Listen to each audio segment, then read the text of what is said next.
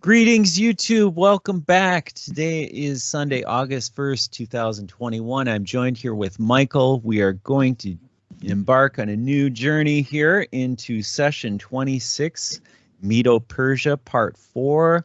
Magi and the Star in the East is the title. Michael, thank you for working on this script and welcome today. Yeah, thank you very much, Brett. Hello, dear listeners. It's a little bit strange that tables are turned. In the old days, Brett was handing over his screen, for example, the code word Babylon, etc. And I was handing over some comments, and he did produce all the videos. Now we have changed. Yeah. Yeah. For the moment. For the moment. Doesn't mean it's going to be permanent, Michael, because I hope to have a new way to deal with updating the software and the operating system. Right now, I've switched over to a new computer, and it's very frustrating, Michael. I haven't figured it out yet, but I will. It's just a matter of time. But essentially, I like the older system better, you know, I really do. And I still use the older system, but I gave away the computer that I was using for making videos to my brother so he can use it for his profession. And then of course I got a newer computer, and that's where the problem is. So I really want to thank you, Michael, for the help there that you're giving me right now as I'm making the transition. No, I just was reminded that we had for several years now we are doing sessions and gatherings. Yeah, wasn't it 2017 we met on maybe Skype? Maybe it was 2018 in March or so, but it must be at least 2018. Okay, it must be at least 3.5 years now. I thought it was 17 because I remember working on it. I remember I was working on a song and I sent it to you, and you really, really liked it. A big picture song. And I can look it up. I think that was 2017 that I made that song, and then you we put a video up on YouTube later. But it was the bigger picture instrumental, but I have put it up in January 2019. So I think we met in 2018. Oh, okay, that could be. But that song was done in 17, I think, is when I first made it. And I thought I remember just meeting you, but I could be wrong. But we'll see. We'll see. Anyway, it has been at least a few years. That's true. So time flies, man. Yes. Here we are doing the session number 26 on Medo-Persia, part 4.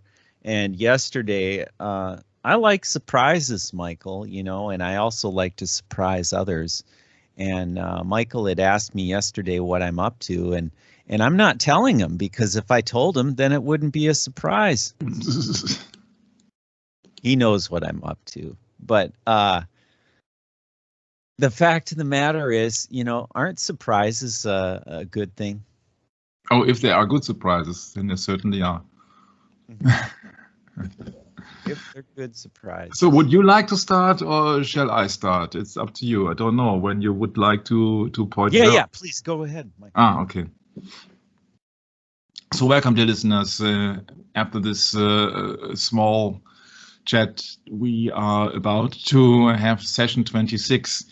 I have to admit, we haven't done this session a little bit in advance, because yesterday it turned out that both of us were so into biblical study that the two of us had a telephone chat going on for more than an hour.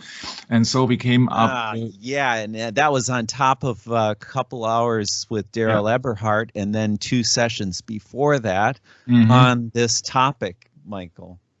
So it was a long evening for you and a long afternoon for me, but no problem. I mean, you know, this is what it's all about. Yeah, it comes to the truth. If you don't love the truth, you don't love Jesus Christ. If you love Jesus Christ, you love to hear the truth and you love to discover the things on your own. Because in my humble opinion and in my understanding, I can remember things better which I have researched on my own, but in spite of listening to others. So I like to do research on my own. I like to listen and learn from others, but mostly I can recognize and remember things better if I have fallen over the facts by myself. So let's make a long story short. This is the last part of Medo-Persia, because after that we will go on further in the history. And we have so much information left out until now, but I hope that some of the things will turn out to be of importance later. Okay, so Magi and the star in the east. What's it all about? We have also been talking about the subject quite earlier in the last session, and we have also, I think, in session 4, Magic and Wise Men, or Wisdom and Wise Men, we have talked about it. Now here comes the XXL version, or here comes the detail. Whatever. Let's start. James MacArthur again. He said, the highest level of education was really the law of the Magi. And in the last session, we have pointed out, yes, there's somebody who is also into Magi. This is the Nobel Prize winner, W.B. Yeats, a poet at first glance. And this is a little bit of repetition, because I think that some small repetitions really help to settle the facts in your long-time memory. So this is the Nobel Prize winner in literature 1923. He is William Butler Yeats. On the official Nobel Prize page summary, it's been stated, quote, the Nobel Prize was awarded to William Butler Yeats for his always inspired poetry, which in a highly artistic form gives expression to the spirit of a whole nation. So we got it twice. We got inspired and we got spirit. So for the people who might not be interested or known to our satanic media agenda, exposed, let's have it once again. Inspire comes from to prompt or induce something, from Old French inspirer, 13th century, from Latin inspire, to blow upon, to breathe upon, figuratively inspire, excite, inflame from in. Plus spirare, from spirare, to breathe, yeah, to blow, breathe in. See, spirit. Yeah, okay, let's move on with etymology online. What's spirit? Spirit is a vital principle in man and animals. Do you remember the first book of Genesis, where the animals were created and mankind, well, and at this first, of course, Adam was created. And here is the official explanation of the internet. It says spirit, breath, breath of a god, hence inspiration, breath of life, hence life. Related to spirare, to breathe. Yeah, and that is Genesis 2, verse 7, Brett. Yeah, that's right. And the Lord God formed man out of the dust, or excuse me, and the Lord God formed man of the dust of the ground and breathed into his nostrils the breath of life, and a man became a living soul. Yes. You see, the term breath of life is the same as in the Bible, breath of life. But in worldly terms, they think that, oh yeah, it happens by evolution. And in religious terms, or in biblical terms, we think and we believe in God being the creator of life. But the second explanation of spirit on the official etymology online page means supernatural, immaterial creature, angel, demon, an apparition, invisible corporeal being of an airy nature, demon. And this relates to W.B. Yeats, because he has been granted his prize, the Nobel Prize, because of his inspired poetry and the expression of a spirit of a whole nation. So once again, the breath of life, inspiration. What spirit did inspire Mr. W.B. Yeats? Yeah, these are words related to spirit. Aspire, conspire, esprit, inspiration, ghost, inspire, psyche, etc. spirited, spiritual, spiritualist, etc., etc. This is the translation of Mr. W.B. Yeats, the Nobel Prize winner, because of his inspiration. It's the tables of the law and the adoration of the Magi. That's exactly the same what James MacArthur has told us. Yeah, that was the highest education were of the Magi, the so-called wise men. 1904. But 14 years ago already, Mr. Yeats joined the Hermetic Order of the Golden Dawn. We are speaking of Satanists. We're speaking of a closed circle, of an esoteric circle of sorcery. Hermetic Order means Hermetic magic, means Greek, especially Hermes. But we will go into that matter later on when we are coming to Greece. Yeats had a lifelong interest in mysticism, spiritualism. We are talking about spirits here, occultism and astrology. He was a member of the paranormal research organization, the Ghost Club, and was especially influenced by the writings of Emanuel Swedenborg. I have no time to go into this subject, but in 1892, already 2 years after he was a member of this secret circle, he wrote, "If I had not made magic my constant study, I could not have written a single word of my Blake book, nor would the other book ever have come to exist. The mystical life is the center of all that I do and all that I think and all that I write," quote unquote. Comes from Richard Elliman, Yeats, The Man in His Mask. He also was inspired by Hinduism, by the Theosophists, etc., etc. Remember, the Nobel Prize in Literature was awarded for his always inspired poetry. He's speaking more than 20 years before his Nobel Prize, or 30 years before his Nobel Prize. He said already that he had made magic his constant study. Magic with a C. So don't come with the fact or with the excuse that Magi has nothing to do with magic, when this man is trying a magic circle, the Hermetic Order of the Golden Dawn. So that's just that. Coming back to the Magi in the Bible. James MacArthur says, God's timing, they means the Magi, knew Messiah would come 69 times 7 after the decree of Artaxerxes, or let's say the 70 weeks of Daniel in Daniel 9 bread. Yeah, correct. So 69 times 7 is 483. So 483 years after the decree of Artaxerxes would be the year when the Messiah would be born on this earth. So the year was known. He says his genealogy, he is known, he's a son of David. That's correct. It's absolutely correct. He says originally the Magi was the name of a tribe, a very advanced tribe in the ancient world. They were a highly educated tribe. In fact, the law of the Medes and Persians, which was the defining law in the Middle East, the highest level of education was really the law of the Magi. That was that book that Mr. W.B. Yeats was translating. And he was that translating 2 years after he went on to the magic circle of the Hermetic Order of the Golden Dawn.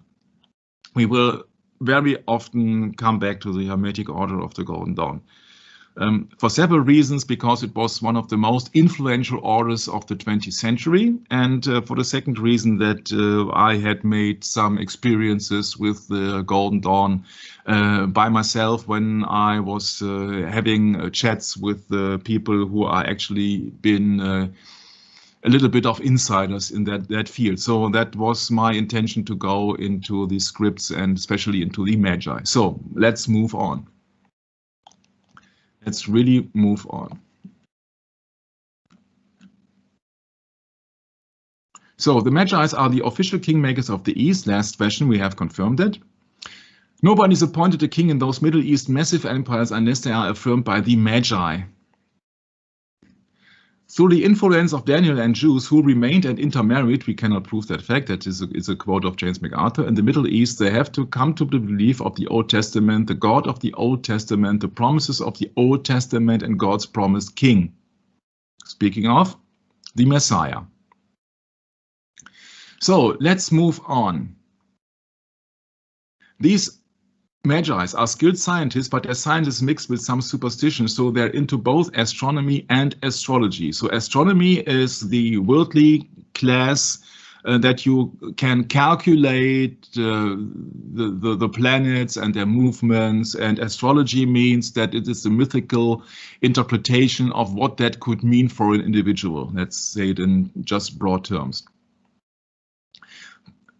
The leaders of Israel, he points out, the rabbis, the chief priests, the scribes, so all who could read have a religious background, the high priests were completely indifferent to the birth of Lord Jesus Christ. Yeah, remember of the forbidden chapter, Isaiah 53. Yeah. So the people did not recognize him. Then he points out about the Herod. Yeah, I found that very interesting and also very very informative and important for our study. He became marked by fear and vengeance and hostility and a kind of insanity. He was hopeless, suspicious, and suspicion would drive people crazy. He was suspicious of everyone. He thought everyone was after him. And everyone wanted his life, everybody wanted his throne. So he was constantly plotting to murder people. He didn't need any evidence. That's the quote of James MacArthur. He just assumed that they were after him and murdered them anyway. Further on he goes, he had 10 wives. That I tell you how foolish he was. He had 12 children, and most notably wife Marianne, that's her name. Her brother Aristobulus became a high priest, and he thought that Aristobulus, the brother of his wife, posed a threat on him, so he planned to murder him. He murdered him by inviting him to go swimming in the Jordan River and drowning him there. Then Herod provided a huge funeral for Aristobulus and attended the funeral and cried publicly, "Deceitful, power-mad, treacherous." I have looked it up. It has been said here on Wikipedia that Aristobulus IV, which would absolutely agree to the timeline here, 31 to 7 BC, was a prince of Judea from the Herodian dynasty, so where Herod is originated from, and was married to his cousin Berenice, daughter of Costobarus and Salome the first, not the Salome that you would expect from the Bible. He was the son of Herod the Great and his second wife Marianne, the last of the Hasmoneans, and was thus a descendant of the Hasmonean dynasty. Aristobulus was only 3 when his paternal aunt Salome I contrived to have his mother executed for adultery. Can you imagine what kind of family this is? I think you have heard that for the first time, Brad. Yeah. Yeah. So we're speaking about Herod the Great. Yeah. Yeah. So he's a treacherer, and he's Michael. It makes sense if you put it into context. Yeah. Yeah. Yeah. It makes sense when you put it into context of what Herod did when Jesus came. I know that will be soon handled. That's right. So, yeah, that does. It's very troubling, but hey, this is what power does to people, doesn't it? It's corrupt. Very corrupt. Corrupting the heart of people. Tyranny. And you see jealousy, all the negative characterizations of people. Anger. You bet. Rumors. That's right. Yeah. And nothing to do with loyalty. Yeah. Yeah. Okay, so let's move on. The ailing Herod has Aristobulus and Alexander strangled on charges of treason in 7 before Christ and raised Antipater to the rank of his co-regent and heir apparent. Herod, however, retained affection for Aristobulus' children, 3 of whom, Agrippa I, Herod, and Herodias, lived to play important roles in the next generation of Jewish rulers. Yeah, very important roles, I would say. A 4th, Aristobulus' eldest daughter Marianne was the wife of Antipater II at the time of his execution, and thereafter may have been the wife of Ethnarch Herod Archelaus. He had his wife killed in a phony trumped-up adultery charge. He then executed her mother Alexandria. He then murdered his 2 sons, the 2 that he thought could most threaten his throne. We're speaking of Herod the Great at the moment. The very one who was being informed by the Magi. That's right. His lust for power and suspicion and insane eagerness to avenge himself enslaved him so that 5 days before his death he ordered his son's execution, and even a third son was killed, cruel, bloodthirsty, panically terrified. I think that's enough to understand the nature of Herod the Great, huh? True. I think we do not have to go in more details now. Okay. So then we go directly, I think, to the Bible, because we would like to verify it by the Bible. Yeah. Later on, Herod was unwitting instrument of the killing of Messiah, diabolically cunning on Satan's part through Herod. That's, of course, that's always the same, because John 8:44, ye of the Father, which is the devil. Yeah, that's right. Yeah. Okay. So then let's go to the birth of Jesus Christ, finally, with the image. Oh, images. People who are supposed to learn religion, to lay people, come up with that picture. 3 kings with Herod. You see, this is all, yeah, what would you say? Fake news? The Bible does not speak of 3 kings, and the Bible does not speak about that following a star that led him to Bethlehem. We will soon find out that so much disinformation. Oh, wait, it's Roman Catholicism that says that, Michael. Yeah, but that's images also and idols, huh? Images and idols, yes, but they don't preach images and interesting checkered board. Something no, they checkered don't flag. preach images and idols. Of course not. They've eliminated that. Yeah, that's not a part of the Catholic teaching. No. So then move on. Let's move on. It's about this session about Magi and his star. His means Jesus Christ. Oh, the Star of Anu. What do we see here?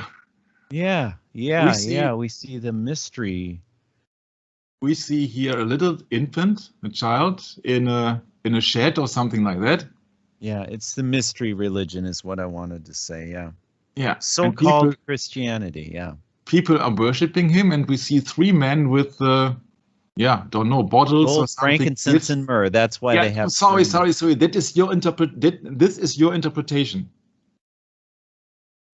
Yeah, when you see it, please, but from an average perspective, if you would not anything know of the Bible, yeah, you would see it. Okay, that's it's bright night and the light is shining. How could that be? James MacArthur would tell you that's Shekinah glory from the Hebrew Bible. But let's go back to the facts. The fact is that Jesus was born in a, what do you call it in America, stable? Yeah, or a manger. Okay, so a manger. So and there are 3 men coming from the right. So from the bread, huh? Which direction? From the east. So there are 3 men coming from the east with their camel. And from the left side, people are coming. Maybe one shepherd, because he has a stick which looks like a shepherd's stick, and some sheeps, and everything is fine, and they bow down. Okay, so that's what I see. There are so many errors in that, and we will try to solve all the errors today, Brett and me. Yeah. James MacArthur was absolutely right when he said, yeah, I told you last week there weren't kings, there weren't 3 of them, they didn't have camels, and they didn't go to the manger. So if you would like to have a picture and an illustration in a newspaper, so that's before and after, yeah, you would have to indicate here, oh, there's an error, there's an error, there's an error, and there's an error. But if you would show somebody that picture, he would find no error, because he's not educated in the Bible. That's the problem. So then finally, we move on. We really move on. He said God used dreams in those days for means of his revelation to do his will. I'm not totally agreeing. I think that God uses dreams not only in those days, because he used it also in Daniel, etc. So now we are coming to the Bible. Finally, King James Bible 1611, the original version, the Old English version, the visit of the wise man, been translated with the Magi, M-A-G-I. The first hint, I would say, is Proverbs 9:10. Brad. Yes, the fear of the Lord is the beginning of wisdom, and knowledge of the holy is understanding. Yeah. So the definition by the Bible, when somebody has wisdom, means that they have to fear the Lord and that they have knowledge of the holy, so the knowledge of the God. So, and that goes for the wise men, because they wanted to visit the new king of the Jews. They wanted to visit the Messiah. So they were wise. That sets them apart from the regular magi or the regular scribes or high priests or who else. Yeah, who thought they were wise, but professing to be wise, many of the people or most of the people become fools, like in Romans 1:22. But they had understanding because they knew that something would appear, because they knew for most probably about for Daniel that in 483 years after the decree of Artaxerxes, Messiah would appear. So now I will make, this is just a little hint for me, that I will have to open the eSword so that we can do it at the same time, that we know where to look. So this script now uses in yellow highlighted the original King James Bible 1611, and we will go to Matthew chapter 2 for the first, I think, 16 verses, verse by verse, and then try to figure it out, what is really meant, and why are the Magi the wise men, and what is about the star in the east, because this is science the new religion? Science is religion. All religious leaders, they taught science, and the Magi were scientists, oriental scientists. In the Bible, it is explicitly mentioned in the visit of the wise men. It is explicitly mentioned here in the Bible that is a Magian, oriental scientist, by implication a magician, a sorcerer, a wise man, an oriental scientist. So that's the reason why it has been implemented in the script here. So then let's start with the first verses, I'd say. All right, so Matthew 2 verse 1 reads, "Now when Jesus was born in Bethlehem of Judea, in the days of Herod the king, behold, there came wise men from the east to Jerusalem, saying, Where is he that is born King of the Jews? For we have seen his star in the east, and are come to worship him." Mm-hmm. Okay, so what kind of information do we get from Matthew? We get information that Jesus was born in Bethlehem in the days of Herod the king, the murderer we spoke about 3-4 minutes ago. In the days, so during the rule of Herod the king, so the local king, the provincial king, what else you might call him. He's been depicted here as a king, as a worldly ruler, not as the emperor. The emperor is the king of kings, is the emperor of the Roman system, the Pontifex Maximus. So the emperor is the highest position in worldly and in religious terms. So behold, since Julius Caesar, I think 48 before Christ. So at that time, when he was born, almost 50 years, the Roman emperors bear the title Pontifex Maximus. In the days of Herod the king of Judea, there came wise men, so people, wise men in the Bible speaks, there came people who feared the Lord, and they had knowledge of the holy. From the east. From the east. We're not speaking of from Persia, from Babylon, from everything else. They speak just from the east to Jerusalem, saying, Where is he that is born King of the Jews? So he was not crowned, he was already born. So with his birth, he is automatically, instantly King of the Jews. For we have seen his star in the east, and are come to worship him. Remember, the first definition of wisdom means the fear of the Lord. And Jesus Christ is God in the flesh, so the baby Jesus is Lord. Huh? So these men came to worship him. They came down to bow his knee, or sorry, to bow their knee. Okay, so I think that there is no difference in our understanding, Brett, so far.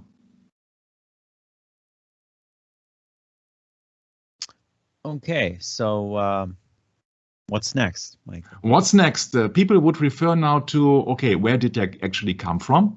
Had not been told, it's just been told from the East. And for a specific reason, you can interfere every time, Brett. And and they said, so these wise men said, where is he that is born? That is born king. He is a born king by authority, by his family ancestors. Remember that he was in the line of David, yeah, in the line of the kings.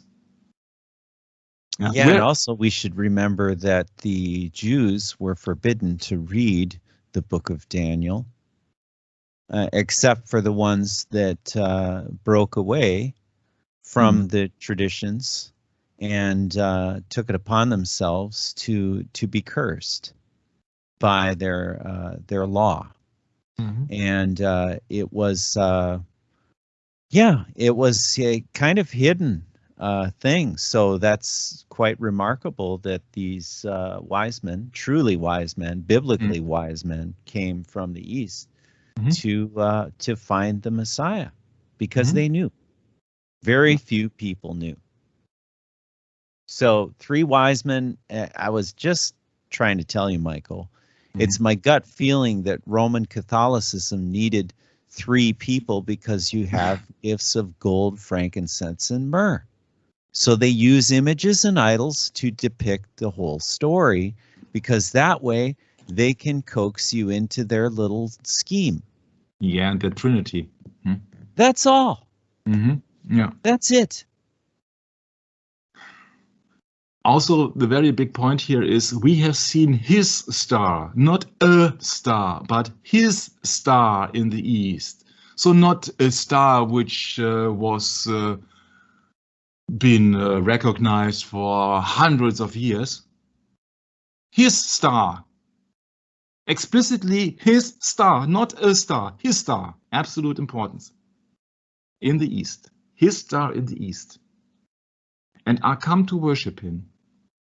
His star, not a star for everybody, or a regular star, which nowadays could be seen in a different position or so. No. His star. It belongs to him. Speaking of the King of the Jews, speaking of Jesus Christ, speaking of the Messiah, the Anointed One. We have seen his star in the East. And I said that, oh, that's interesting. His star in the East. Could that have another meaning? Well, how come Herod didn't see the star in the East, huh? Yeah, that's an absolute good question, because we read. How come? I think you're going to come to that, aren't you, later, Michael? Yeah, sure. But you see that that's a very prolific point. Must there be not a gathering, like a live concert? Yeah, if so many people had seen his star in the East and said that, whoa, there must be something happening. Michael, if it was a true star, like a normal star, then everyone, the whole world, could see it. It wouldn't be hidden, would it? Would it be hidden?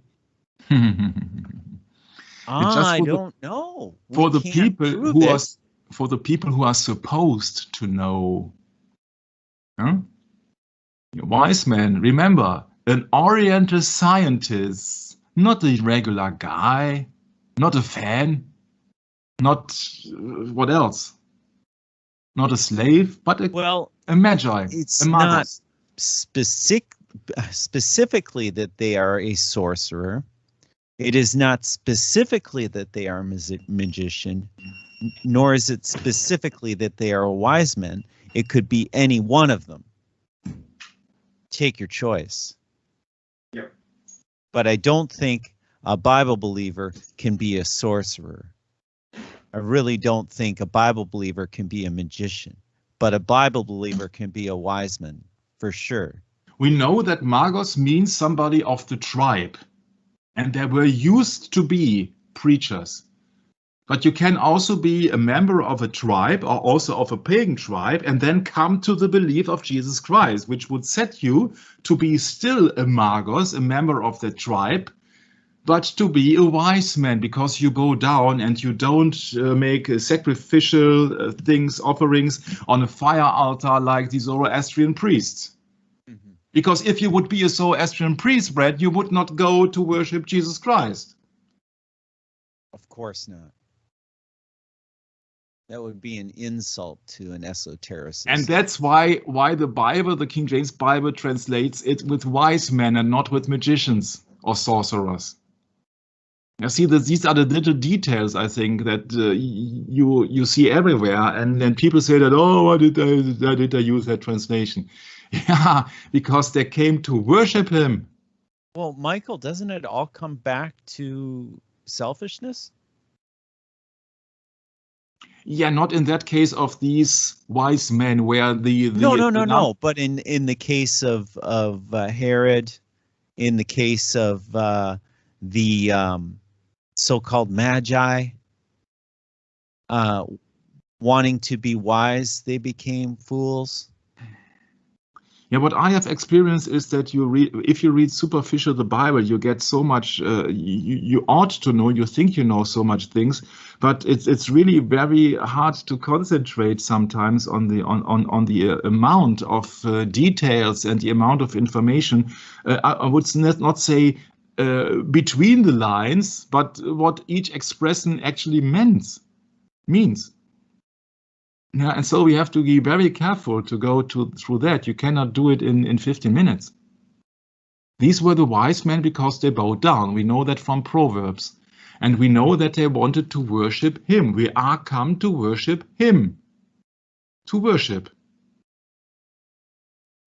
Okay, so my point is, that's exactly what Brett said.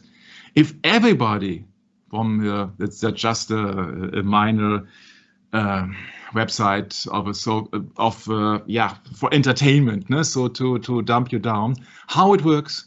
Yeah, that everybody could see that star because that star was no actual star, but it was just a conjunction of Jupiter and Saturn. And they stood in line, and specifically at the beginning of the winter solstice or Saturnalia. No. Yeah. Oh, great! That's great. Just wonderful. Great, yeah. But Such this is a great explanation. You don't know where to expose all the lies, according to Ephesians 5:11. You don't know where to start, Daryl. We don't know where to start. First of all, Jesus was not born in December. No. Yeah, there are numerous accounts of Elizabeth and of the flocks, and for his half the 70th week, etc., etc., etc. So that could not be a masking of a planet. That's not a star. A planet also is not a star. A planet is a wandering star, etc., etc. So you see that this is just for the lay people, or this is just for the superficial people. This is just, it sounds so nice. Oh, what's a great computer graphic? Yeah, this is all BS. BS. Yeah, this is all BS. And it goes furthermore. You see that, can you recall the group of Boney M? Can you recall Harry Belafonte? They had a song called Mary's Boy Child. Mary's boy child, Jesus Christ, was born on Christmas Day.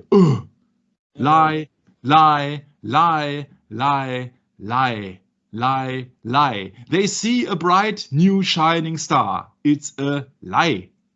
No. Also, the shepherds did not see a bright, new, shining star because the shepherds saw an angel in Luke. It's not in Matthew, but it is in Luke. But I cannot do this also because that we would talk 4 hours about that chapter then. But just to let you know, this is all deception. It sells millions of times. Jesus Christ was born on Christmas Day. And bang, you got propaganda in your head. You got the indoctrination in your head. Da, da, da. Oh, seems so nice. Yeah, I like to have a chocolate mommy. Yeah, but that's how the satanic media works. Deception. Well, it's even more subtle than that, Michael, because it's in I believe, in Colossians chapter 2, verse 8. Beware lest any man spoil you. Spoil you with his philosophy, yeah. Yeah, and what else? I mean, it's just, there's just so many things. These are rudiments of the world, aren't they? Yeah. Aren't they just the most elementary teachings that are corrupt? And you get older, you can dispel them. It's not that hard, really. But if you stay in that system, then, oh, how dare you question my tradition? You're a heretic. Yeah, you see, the golden halo crowned him. Yeah, you look up for halo in the Bible. You won't find the golden halo for Jesus Christ. Yeah, it's all BS. As I said, I just stopped indicating all the things. Yeah, these songs, they're full of it. Just full of it. Yeah. So let's do it. Let's do it piece by piece, and I cannot guarantee that I did everything absolutely correctly here, because it's so much information for just one session. It is unbelievable. So what we know is that only these magi came to worship Jesus Christ. They were able to see the star. Okay. I think we will soon solve the riddle, because the star of the east will approach once more in that verse. But let's maybe move on to verse 3 to 5, Brett. Okay, verse 3 reads, when Herod the king had heard these things, he was troubled, and Jerusalem with him. And when he had gathered all the chief priests and scribes of the people together, he demanded of them where Christ should be born. And they said unto him, in Bethlehem of Judea, for thus it is written by the prophet. Right. So that Herod was troubled is, I think, very, very mildly expressed here. I think he was furious. Yeah, remember that he's a murderer. And there comes somebody who says that, oh, we have come to worship the King of the Jews. Yeah, okay, so let's get serious. When he, speaking of Herod, had gathered all the chief priests and scribes, meaning the people are educated in religious terms and could write and read, he demanded of them where Jesus Christ, or where Christ should be born. And they said unto him, in Bethlehem of Judea, for thus is it written by the prophet. So he gathered the Jews, the chief priests and the scribes of the kingdom of Judea. Interesting enough that these people are not wise, because they could not see his star, but only the Oriental scientists called Magi, the wise men, could see the star, but not the Jewish chief priests and scribes. Oh, could it be that they were very jealous? And if you think about the murdering of Jesus Christ, the crucifixion, yeah, also there were the chief priests involved. They were not friendly against the coming Messiah, it seems. Because if they would be the one of the elected people to see and recognize the baby Jesus, obviously they were not. And they, meaning the chief priests and scribes, said unto him, chief priest means the head of the priest, the one with the maximum knowledge. They said unto him, speaking of Herod, so the chief priests said unto Herod, in Bethlehem of Judea, for this it is written by the prophet. And last night, Red and me, we had a chat about that, and yeah, I think I have made many remarks of that. I came across a site. Mormon, ooh, yeah, you gotta call Hector. Just kidding. Yeah, I found a site which explains a little bit Bible verses, which saved me a little bit of time, so that I just mentioned here the Book of Mormons. I would not suggest to go into that, because they have so many sources of people who are not in the Bible, and it has nothing to do with the Holy Word of God. So that I'm not speaking of Alma, I'm not speaking of Nephi, etc. I just wanted to point out that this is coming from the source. So I'm using the source, I'm not using the content. So this source says in Isaiah 7:14, Isaiah prophesies that a pure young woman will give birth to God's son. This is Isaiah 7:14. Okay, therefore the Lord himself shall give you a sign. Behold, a virgin shall conceive and bear a son, and shall call his name Emmanuel. Mhm. Yeah. So then Matthew, Isaiah's prophecy is fulfilled because, of course, that the angel came to Mary and told her that she will give birth to a son. Yeah. So Isaiah 9:6 prophesies that Jesus Christ will come as a baby. Jesus is described by several names. And Isaiah 9:6 reads, For unto us a child is born, unto us a son is given, and the government shall be upon his shoulder. Or wait, did I say that right? His name shall. Yeah.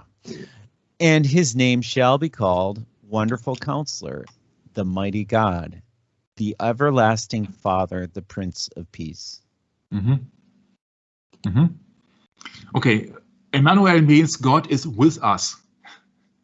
So if the Messiah bears the title God is with us, then Messiah is God because Emmanuel is with them. So he says, Isaiah says in 2 different chapters that the virgin will give birth to the Messiah. His name will be God is with us. And in Isaiah 9, it's been called that his name shall be the mighty God, the everlasting Father, the Prince of Peace. The mighty God. The everlasting Father. Remember the Alpha and Omega? So then in Micah chapter 5, verse 2, it's been prophesied that Jesus will be born in Bethlehem. In Micah chapter 5, verse 1 and 2 reads, Now gather thyself in troops, O daughter of troops, and he hath laid siege against us. They shall smite the judge of Israel with a rod upon the cheek. But thou, Bethlehem Ephrathah, thou shalt,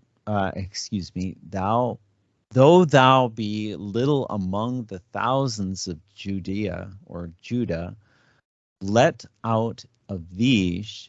yet out of thee shall come forth unto me that is to be ruler in Israel, whose goings forth have been from old to everlasting.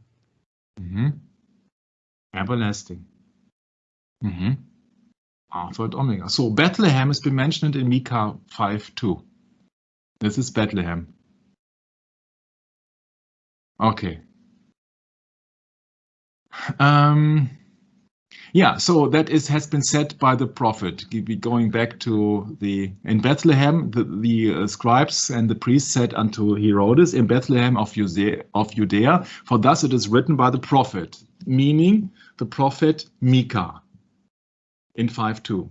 So if you go into the Bethlehem, Hebrews 10:35, we read that it is the house of bread. Interesting enough, if you go into the Wikipedia page of Bethlehem, they will tell you, oh, it has another meaning. Oh yeah, Wikipedia, huh? Yeah, Wikipedia. Wikipedia tells you it's the house of meat, initially named after Canaanite fertility god Lehem. Oh boy, here we go. Now, can you imagine that God would choose, or David would choose his city? It's a city of David, actually, also. A city which was been named after a Canaanite fertility god? I cannot imagine that. Cannot imagine. So in Matthew 2, where we are at the moment, Matthew 2, the scribes knew and talked to Herod the Great that Bethlehem was the prophesied birthplace of the Messiah. Yeah. So and several other chapters. That's of course these are the Mormons' writings. In Luke in Luke also a virgin is depicted. In Luke Jesus is born, and in Matthew a new star appeared in Israel. So now then we move on. We know that the scribes knew about Micah 5 verse 2 that the Messiah would be born in Bethlehem. And Also, they should have known in which year, because some of them must have known the prophecy of Daniel, but that's just not our main issue here. Let's move on with Matthew 2:6 and 7. Okay, Matthew 2:6 reads, "And thou, Bethlehem, in the land of Judah, art not the least among the princes of Judah, for out of thee shall come a governor that shall rule my people Israel." Then Herod, when he had privily called the wise men. So Herod knew that the birthplace must be Bethlehem, because the scribes told him. So then Herod, when he had privately called the wise men, and now we have to skip a little bit back, not the three kings of the Catholic system. Correct. And as there are also no three kings, there cannot be a shrine of the three kings in Germany and Cologne. This is the so-called Shrine of the Three Kings in Cologne Cathedral. Yeah, but the Shrine of the Three Kings. Yeah, this is official Wikipedia knowledge. Oh, so science. Oh, gnosis. But there comes. So this is the Shrine of the Three Kings, the tomb of the Three Kings, believed to contain the bones of the biblical Magi, also known as the Three Kings or the Three Wise Men. Sorry, but no. Rejection. It had never been mentioned in the Bible that there are three or that there are kings. So this is legend. It has nothing to do with truth, nothing to do with the Bible. We are speaking about a religious artifact here. We are not speaking about the truth. So the history means that it has been resembled in the Cathedral Cologne. It's in central Germany, a big city, about 1 million inhabitants, this is the chapel of the Magi Cologne Cathedral, where the shrine of the Three Kings was kept from, etc., etc. Where should I start? The relics of the Magi were originally situated, this is legend, at Constantinople. Oh. Constantine the Great, the so-called founder of the Roman Catholic state church system. And you don't have to believe everything what is here, because that originally there were no three kings, so there cannot be a shrine for three kings. It's so simple. Everything else is futile information. When this happened, when that happened, that it was, of course, the Holy Roman Emperor Frederick Barbarossa. Yeah, somebody who has combined church and state.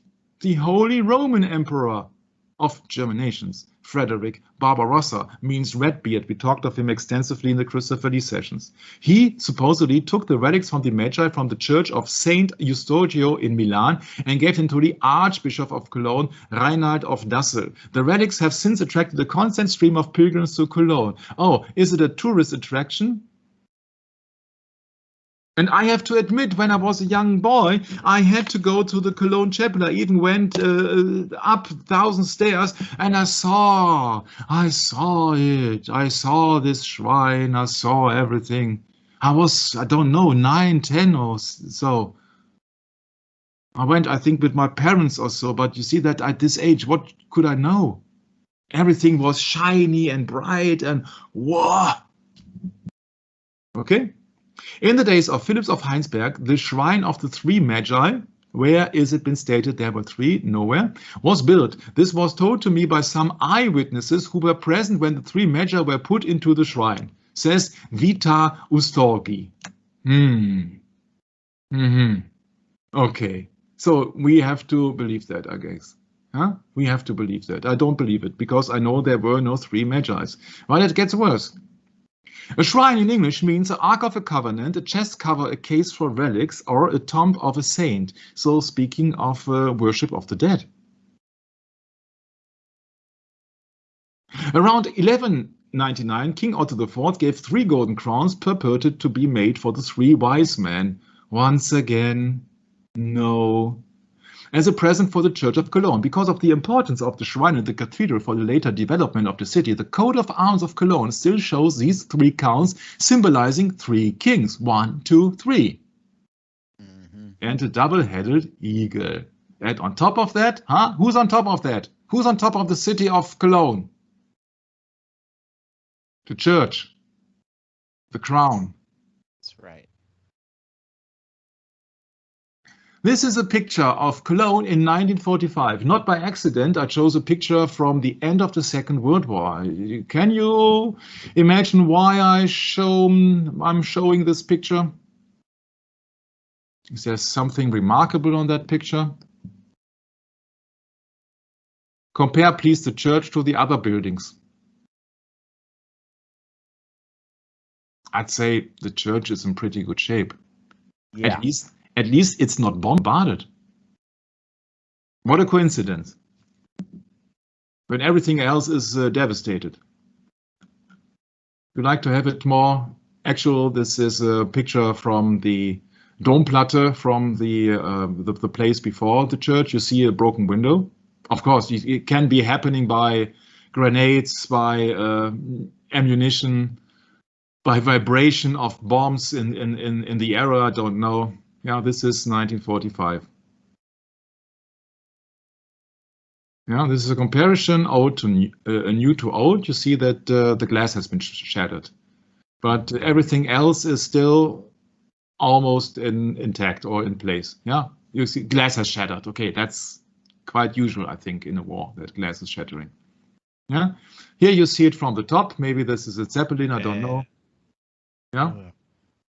Yeah, but look at the comparison. You see the bridge is totally blown off. Yeah, you see the houses are totally destroyed by fire, but the church is still standing. Construction of the present Cologne Cathedral began in 1284 to house these important relics. Aha, that was the reason? To house the shrine of the so-called three kings, who weren't three at all, and kings, also not kings. Yeah. But this is a shrine of the three kings. Actually, in Germany, you got a public holiday in some Catholic countries. It's called the Day of the Three Kings, the 6th of January. I'm not making it up. It's really, and young children are going from house to house singing and asking for a little gift. And they are being disguised with the clothes to remind you to three kings. Now, what do they know? Nothing. Nothing. Yeah, it's been decoration with images everywhere, gold. What says the second commandment in Exodus 24? That thou shalt not make unto thee any graven image. That is in the earth beneath. Yeah, so this is a depiction of a shrine who should resemble the remains of three people, so speak in broad terms. Yeah, and so a church has been built to present that. My. Very interesting, huh? So, but the reference for the shrine of the three kings and the star, is, for example, archive.archaeology.org, Three Kings. The elaborate story that we found today can be found in the Historia Trium Regum, the history of the three kings, which is attributed to the 14th century cleric John of Hildesheim. Hello. So, 14 centuries later, a certain cleric, John of Hildesheim, writes his legend. We are told, not proof, we are told that the three wise men were named Melchior, Balthasar, and Gaspar, the three kings of India, Chaldea, and Persia. Where do we find that in Matthew 2?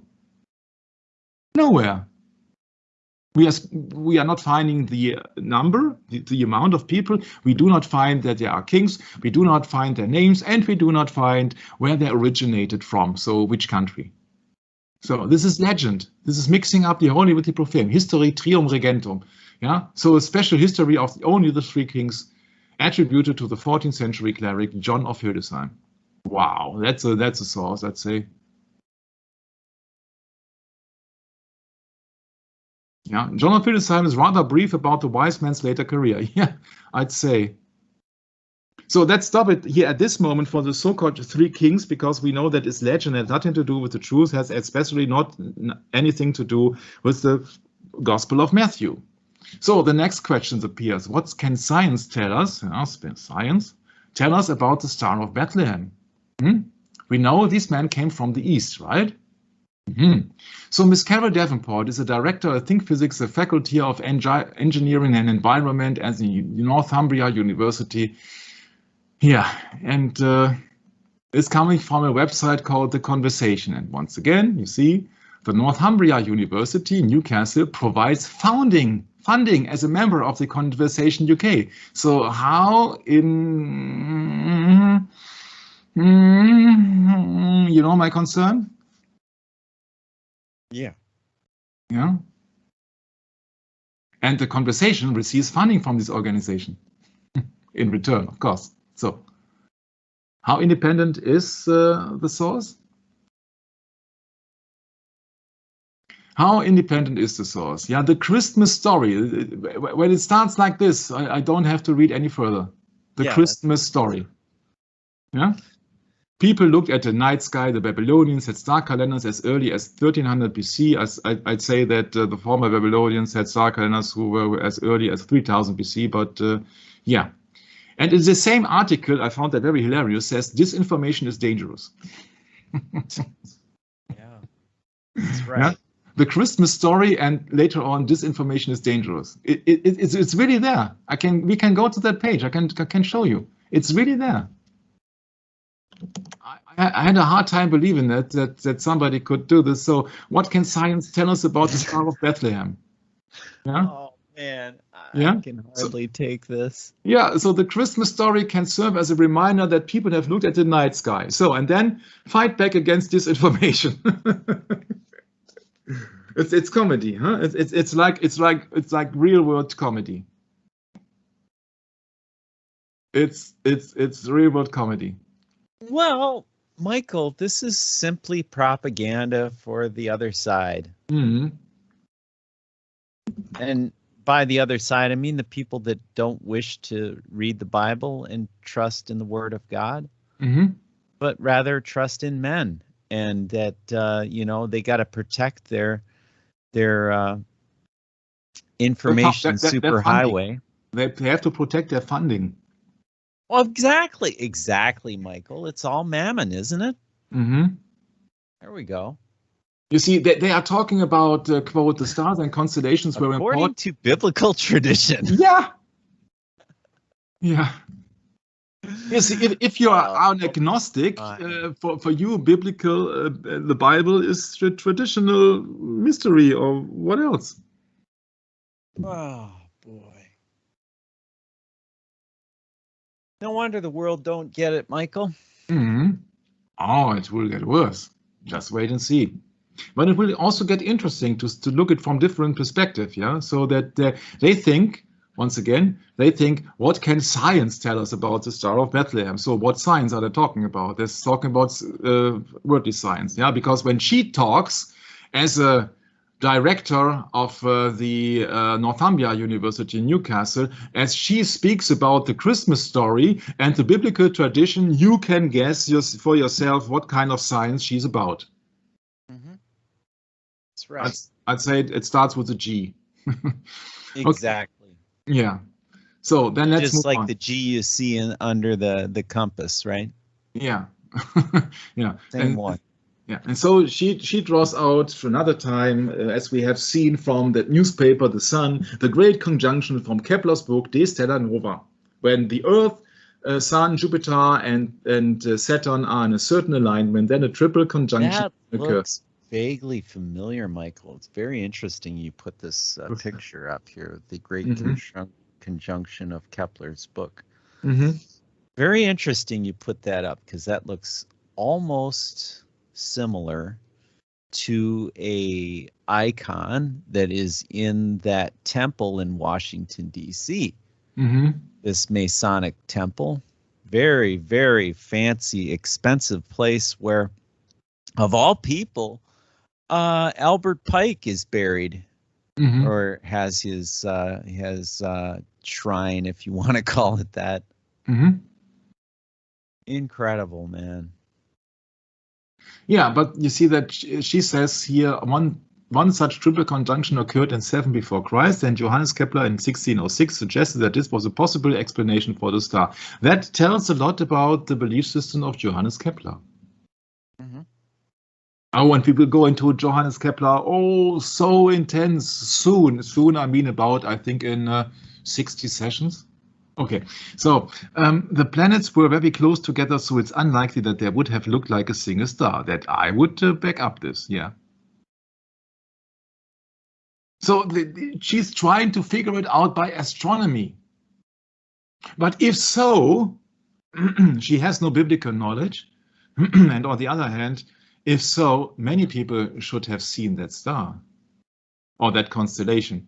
You don't tell me that there were only a few of Oriental scientists who could see that star or could do the mathematical calculations or what? That's is very unlikely. Or the star only appeared in the east, but that would have been a different meaning. I don't know if you get me already. You see that what does it mean when a star appears in the east?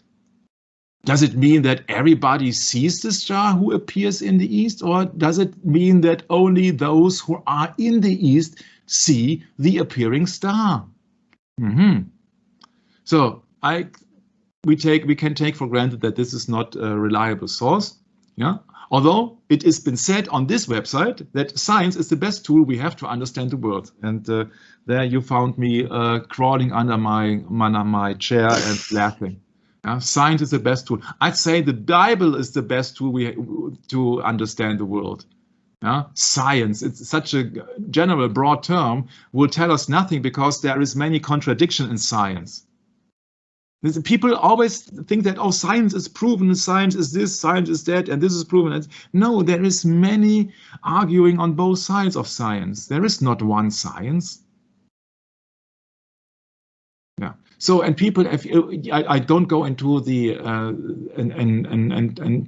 into every comment here, but people are not in the belief. You see, the evangelist Matthew made up the story about the star, yeah, blah blah blah, and the Magi were astrologers of the Zoroastrian religion. Yeah, but if they would be members of that religion, why would they come to worship him? You see that?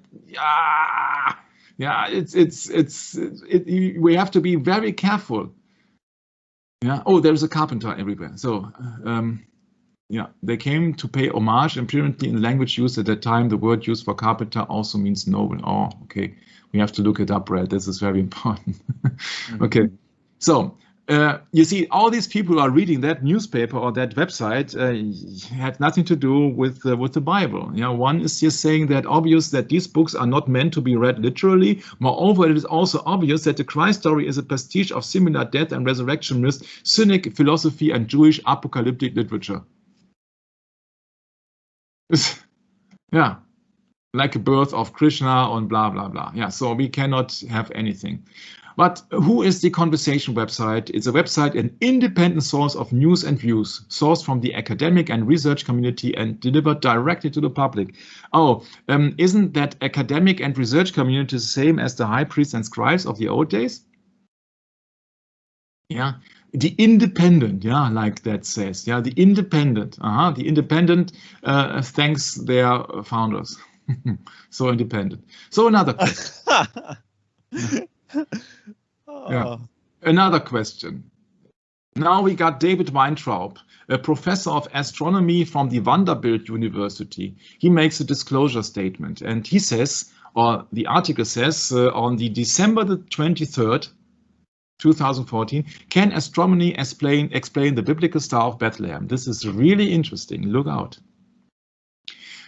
Mr. Weintraub does not work for, consult, own shares in, and receive funding from any company or organization that would benefit from this article and has disclosed no relevant affiliations beyond the academic appointment. So partners, Vanderbilt University. Vanderbilt University provides funding as a funding partner of the Conversation US, and the Conversation UK receives funding from these organizations. It's great. But they are totally independent, except the funding. Okay, but Mr. Weintraub, he's a professor of astronomy. It will be very interesting to listen to him, I guess. So, what can astronomy explain the biblical star of Bethlehem? Bright stars top around Christmas trees and Christmas homes around the world. No. Oh. You see, For the first sentence, we know that he's not a Christian. Yeah? There are no Christmas trees, and there are no Christian homes where Christmas trees are being set up. So what's it all about? Let's say for astronomy. He said, to understand the Star of Bethlehem, we need to think like the three wise men. I said, no. Yeah. See what the problem is. I'm arguing with the if you simply just replace Christianity or Christmas with Roman Catholicism, then you get a little more accurate, Michael. Yeah, but you see my problem. You see, I've studied astronomy also by a private teacher, but I'm not a professor. But I try to combine the dots by the Bible, and that's what these people do not do. So they have their own kind of truth. So he says, motivated by this so-called star in the east. Not the Star of Bethlehem, the star in the east. They first traveled to Jerusalem and told King Herod the prophecy that a new ruler of the people of Israel would be born. Yeah, that's correct. Because if they would know already where he was born, then they would not have gotten to King Herod. So they could not know all of the Bible. They could not know of the prophet Micah. The prophet Micah, we remember, was the source where the scribes of Herod would know the location of birth. So when was the prophet Micah? When did he live? I would like to find it out here live. So he was a prophet in Judaism and is author of the book of Micah. Micah 5:2 is interpreted by Christians as a prophecy that Bethlehem, a small village, would be the birthplace of Messiah. Oh, great, the halo here. Okay, he was active in Judah before the fall of Israel in 722 BC and experienced the devastation brought by Sennacherib's invasion of Judah. He prophesied approximately this and this. He was from Moorstelle, he was more God and a small town and so on. He prophesied during the reign of this. Could it be that he was not among the captives going into Babylonian captivity, Brett?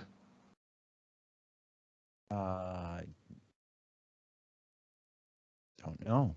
Babylonian captivity was around 600 before Christ.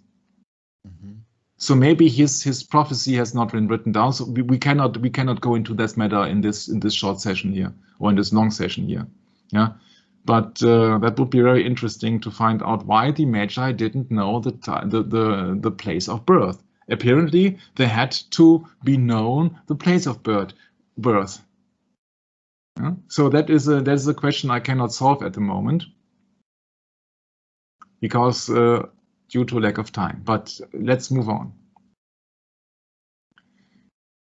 We have the first Christmas astronomy puzzle. How does Matthew's stars move before them like the taillights on a snowplow you might follow during a blizzard and then stop and stand over the manger in Bethlehem, inside of which supposedly lies the infant Jesus? That is not correct.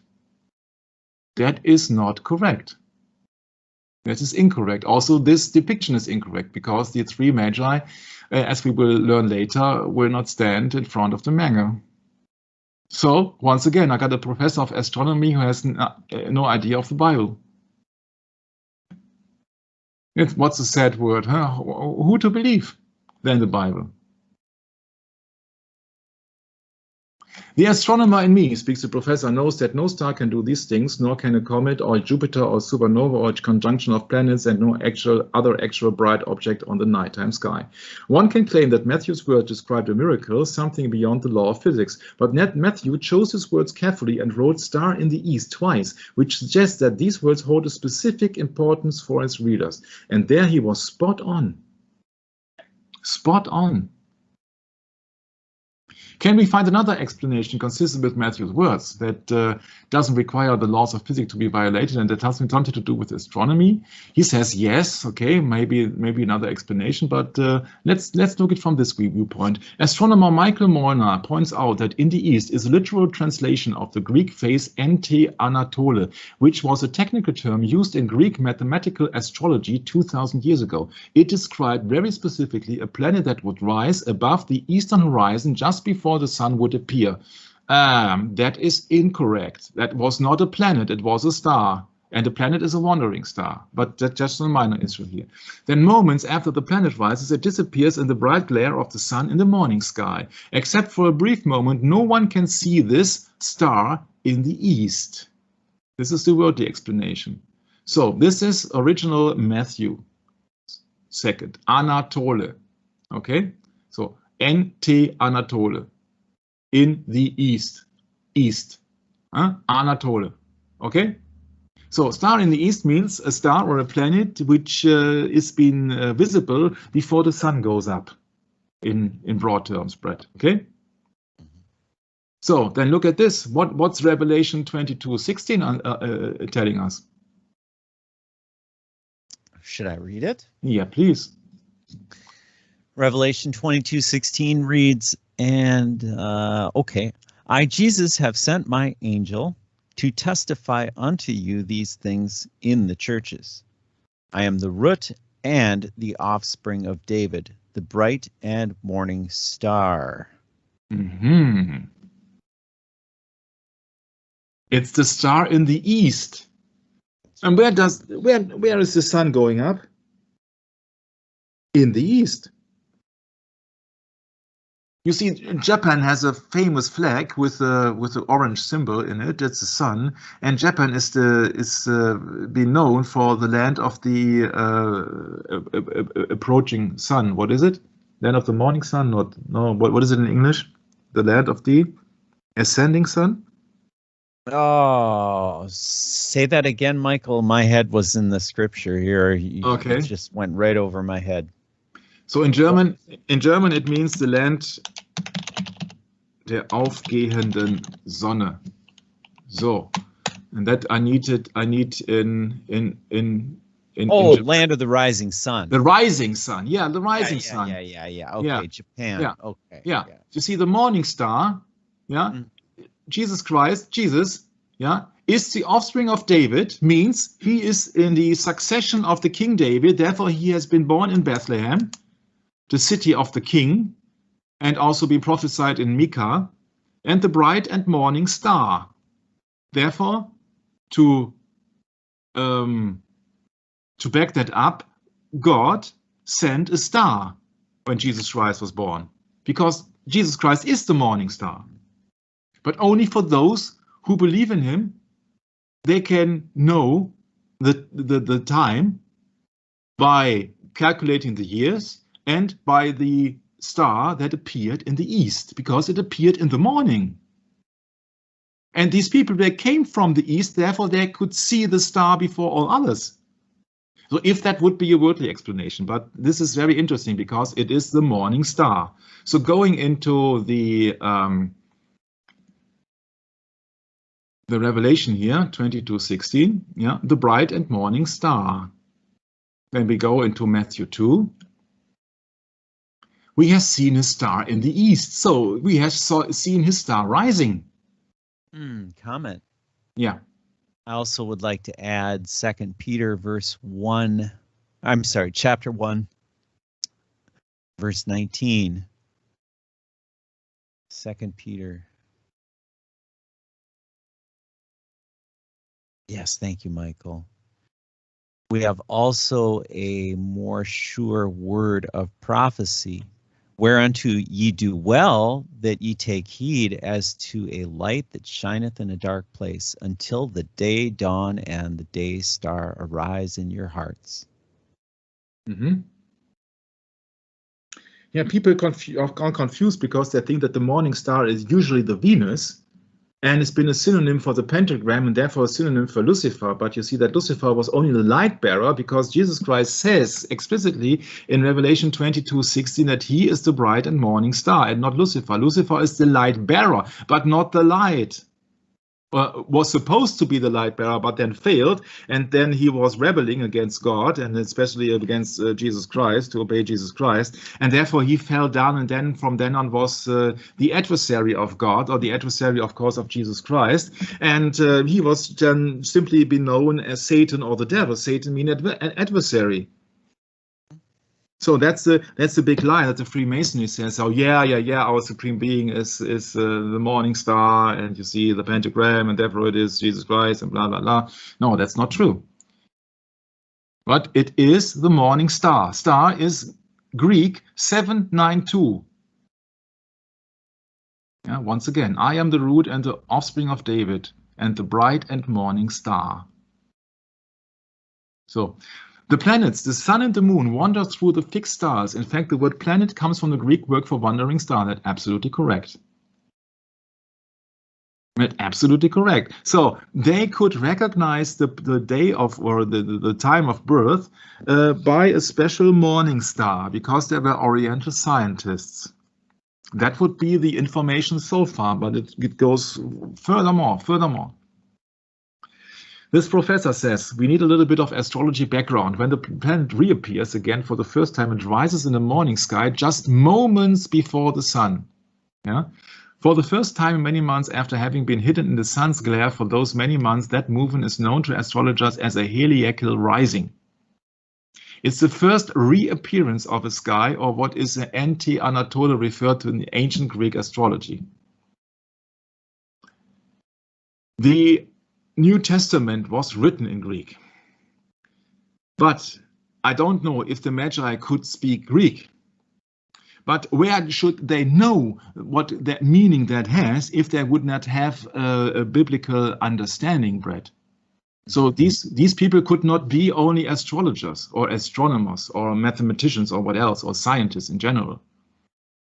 Yeah, they must draw a connection to the King of the Jews, and they could only do that if they had special knowledge, special education by people like Daniel. They came from the East. They came from the East because they saw the star in the East.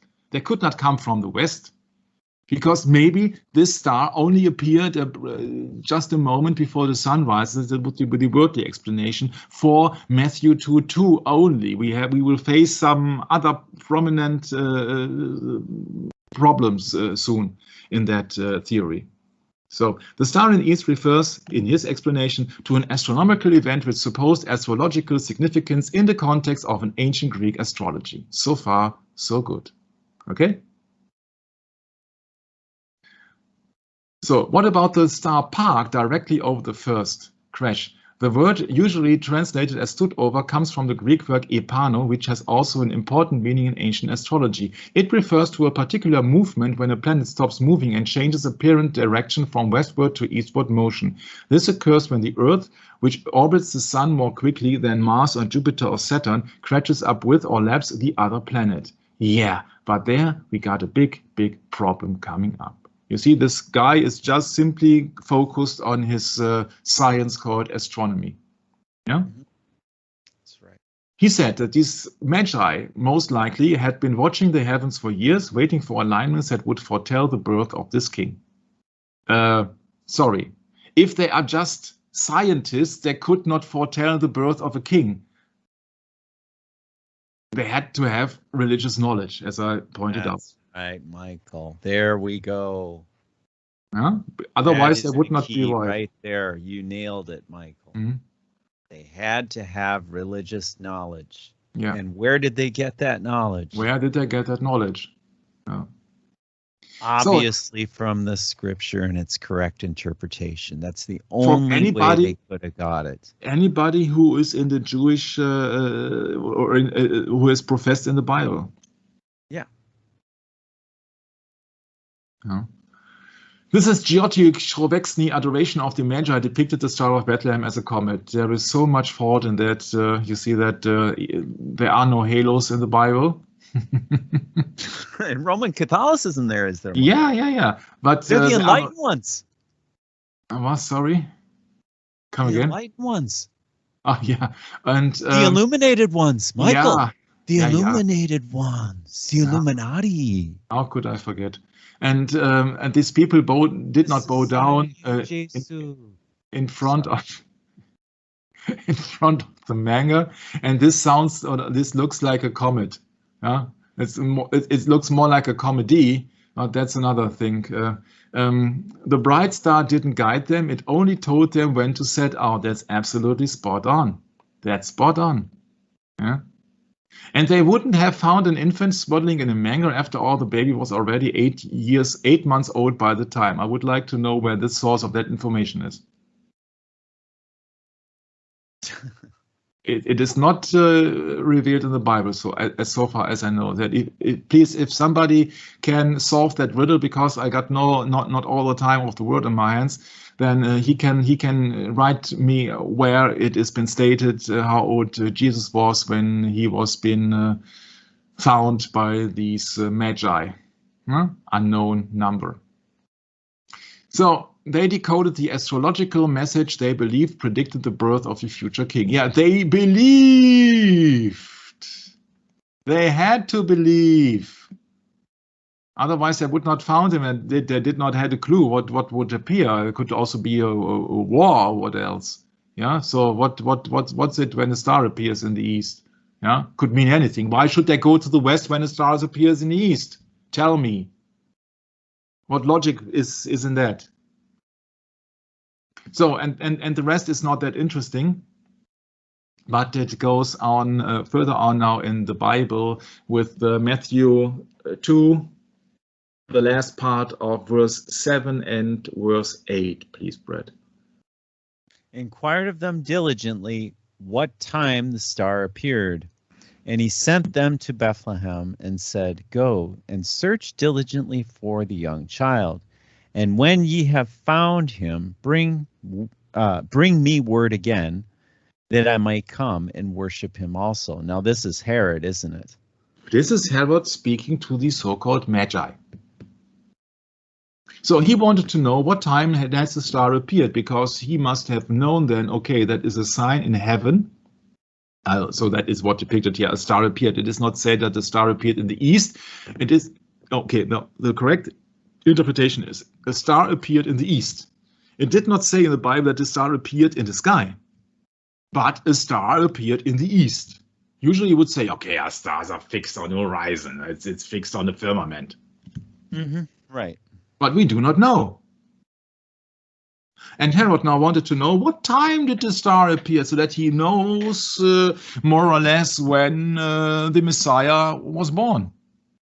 He needed that information. And he sent them to Bethlehem and said, he sent them to Bethlehem. So he didn't know when, but where. And the Magi, they did know when, but not where. So they interchanged the information, so now both of them knew when and where. And Herod, as he was a murderer and opponent of Jesus Christ, because he was being explained as being the king of Judah, he sent them to Bethlehem and said, search for the young child, because there must have some time appeared in between seeing the star and approaching Jerusalem, apparently, because he said, search for the young child. Yeah, so young child, I don't know, 2 days, 5 months, I don't know. And when he have found them, bring me word again, so please return, that I may come and worship him also. So he didn't want to have the location. And it's very strange that he did not send his high priests and scribes, huh? If there is if there are magi from the east who said, we have seen a star appear in the east, why did Herod not order their Jewish high priest and scribes to look for them? Very strange, huh? What's your, do you have any opinion about that, Brett? Well, it's hard to know because there's not enough information, and you know.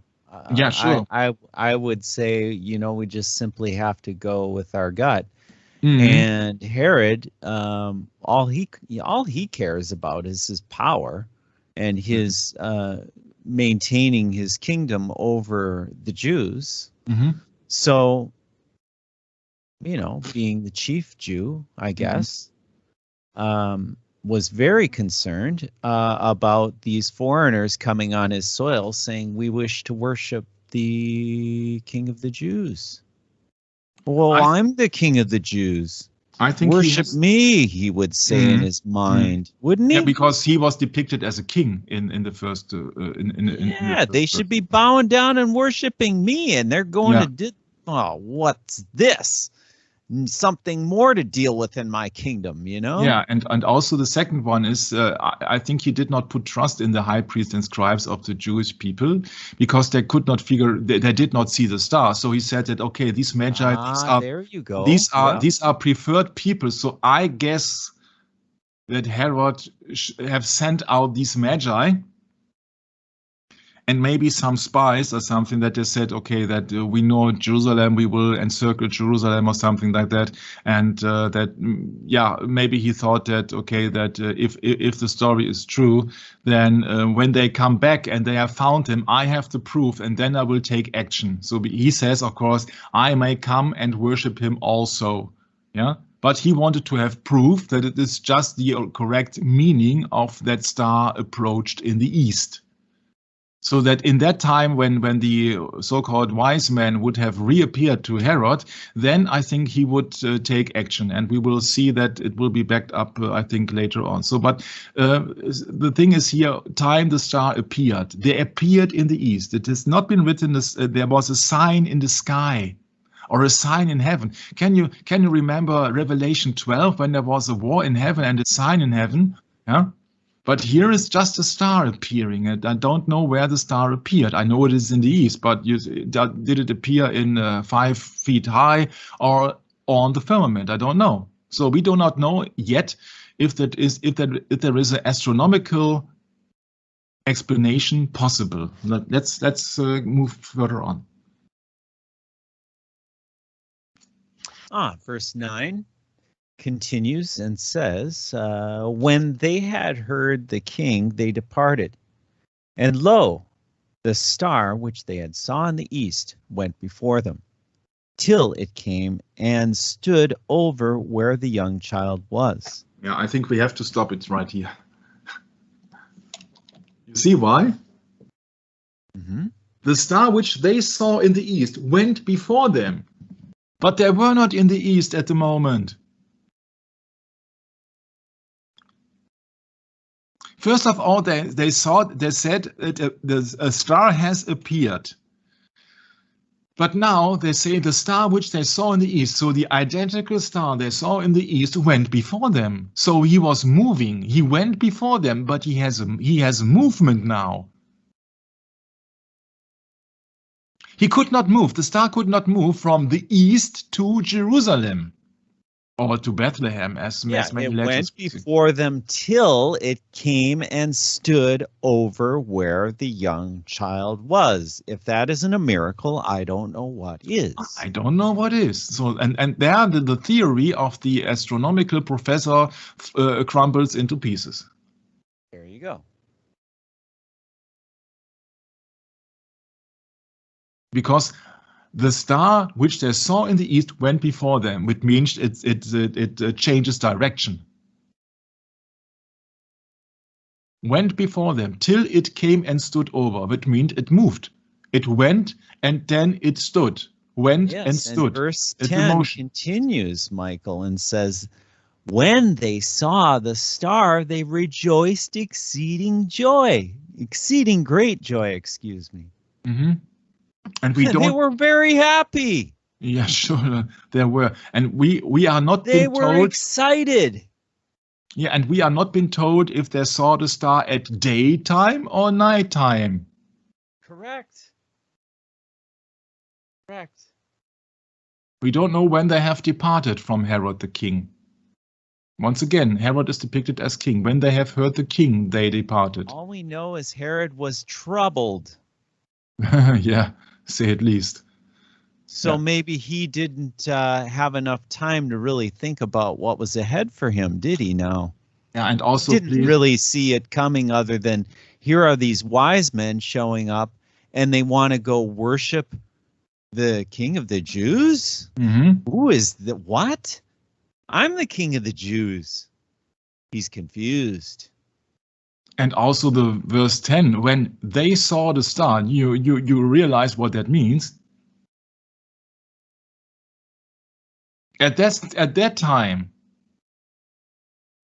they departed, and behold, the star which they saw in the east went before them. When they had heard the king, they departed. And lo, the star which they saw in the east went before them. So the most probably, the identical star went before them, got in motion.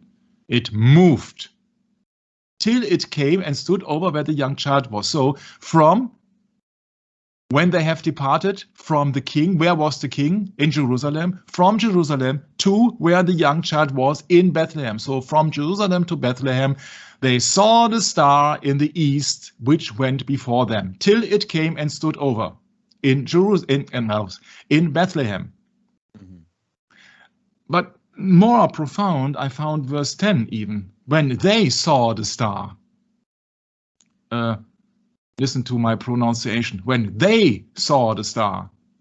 Mm-hmm. So the star went before them, but only they saw the star, because otherwise there would be a great crowd gathering and said, oh, where are these men going into? And the Magi would say, oh, there's a star, we are following the king of the Jews. No, I think they rejoiced with exceedingly great joy, but they didn't tell anybody that they could see the star. But most likely they didn't come and get Herod now, did they? No, but they didn't tell anybody, and I think they had a special gift from God. Well, Herod commanded them to come and get him so that he could worship him, didn't he? Mm-hmm. They're not following his command. You know why? Because he's not king of the Jews. Mm-hmm. And they knew it. They told him to his face.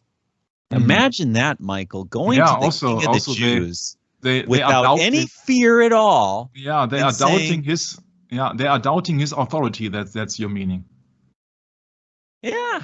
Yeah. So the Magi said that, we are the newborn king of the Jews, and who are you? So yeah. That's something. Yeah, because you see that if they say we saw a star in the east and we are coming to the king of the Jews, so that what position Herod is when he has not a star of his own. And these are wise men. They're people of authority. Yeah, much more wiser than any Herod. They had wealth too.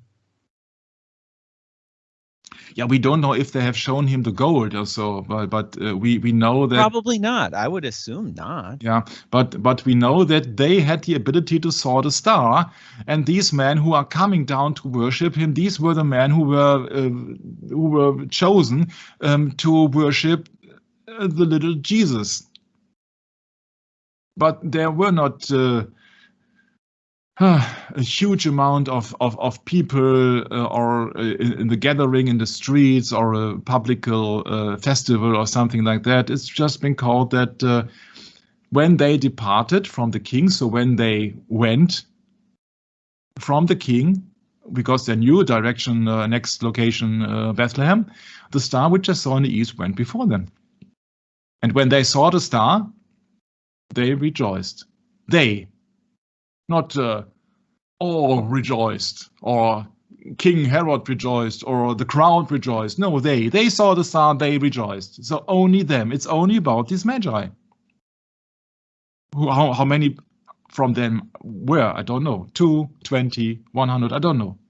But it does not matter. If it would matter, it would stand in the Bible. It would be depicted, or it would be indication somewhere, but it is not of importance. Important is that there are also learned people with real wisdom who wanted to bow down to the newborn king of the Jews, of the Messiah.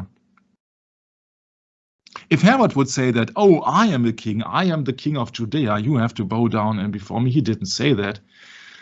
But actually, he was fearing for his authority. We know from the Wikipedia, etc., that he was a very ruthless and character. Well, and not only that, these are men that are out of his domain. They're just visitors, Michael. Mm-hmm. Yeah, they're visitors from afar off. They're not nearby. So I would imagine Herod wanted to show him some hospitality, wouldn't you think?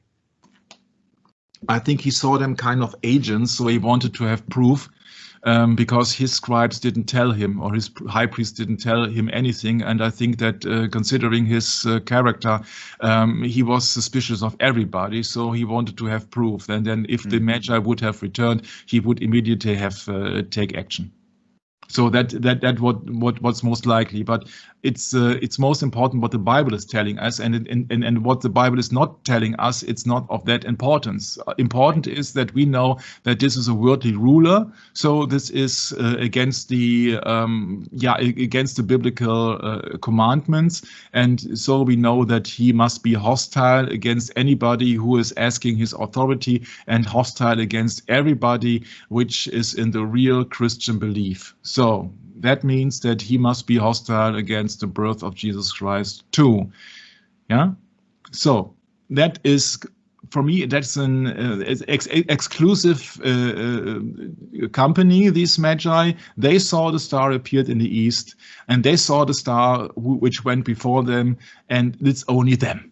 It's only a small amount of people, and they saw the star. But if any other people of the Jerusalem would see a star went before them. So if they would see a group of Magi, you must think of the Magi as not being clothed with wordless junk or so, but I think they were really good dressed and with a lot of package and so on, and there would be a gathering of Magi's, and a star would be in front of them. I say that Jerusalem would be out of bounds. Yeah, they would totally in a hurry, and everybody wanted to follow them or something like that, because then you must have known that something great is appearing. But apparently, only they saw the star, so the star was invisible to the people who saw these Magi going from Jerusalem to Bethlehem. So far, it's my understanding here. And now it gets really worse to the legends of the three wise men or the three kings, which is all in totally BS, because there were only Magi, educated people from the east. And when they were come into the house, yeah, it's your turn. Oh, yes. Verse 11 reads, "And when they were come into the house, they saw the young child with Mary, his mother, and fell down and worshipped him. And when they had opened their treasures, they presented unto him gifts of gold and frankincense and myrrh." Yeah, you know why I have highlighted here the first part of the sentence. We spoke about that before. Yes, we did. Yes, we did, because in our Catholic world, we think of the so-called three wise men coming to the manger, not to the house. Mm-hmm. So here we have a house. Yeah. So it could not be the newborn baby. Oh, not baby, sorry. Baby means Babylon. It could not be the newborn Jesus, but he must have been born at least some days ago. Also, you have to consider it takes a time to make a journey from the point that they saw a star and then they had the knowledge, or they got the knowledge, or they learned the knowledge afterwards, or they knew it before. We do not know. We cannot know. We're not ought to know. And then they had to make preparations for the journey. Yeah, you have to have servants. You have to have mules, horses, or what else. You have to have package, you have to have food, you have to have water, you have to have money or things for exchange, etc. You cannot in an instant. And verse 12 gives us the answer to the wise men not being of the worldly sort, doesn't it, Michael? Yeah. Because in verse 12 it says, "And being warned of God in a dream," speaking of the wise men here, "they should not return to Herod. They departed into their own country another way." Mm-hmm. So we do know that God is using dreams once again. He used what the so-called oniromancy, which was according to the knowledge we already got from the last session, which was the main discipline of the so-called Magi. the interpretation of dreams. So God is speaking.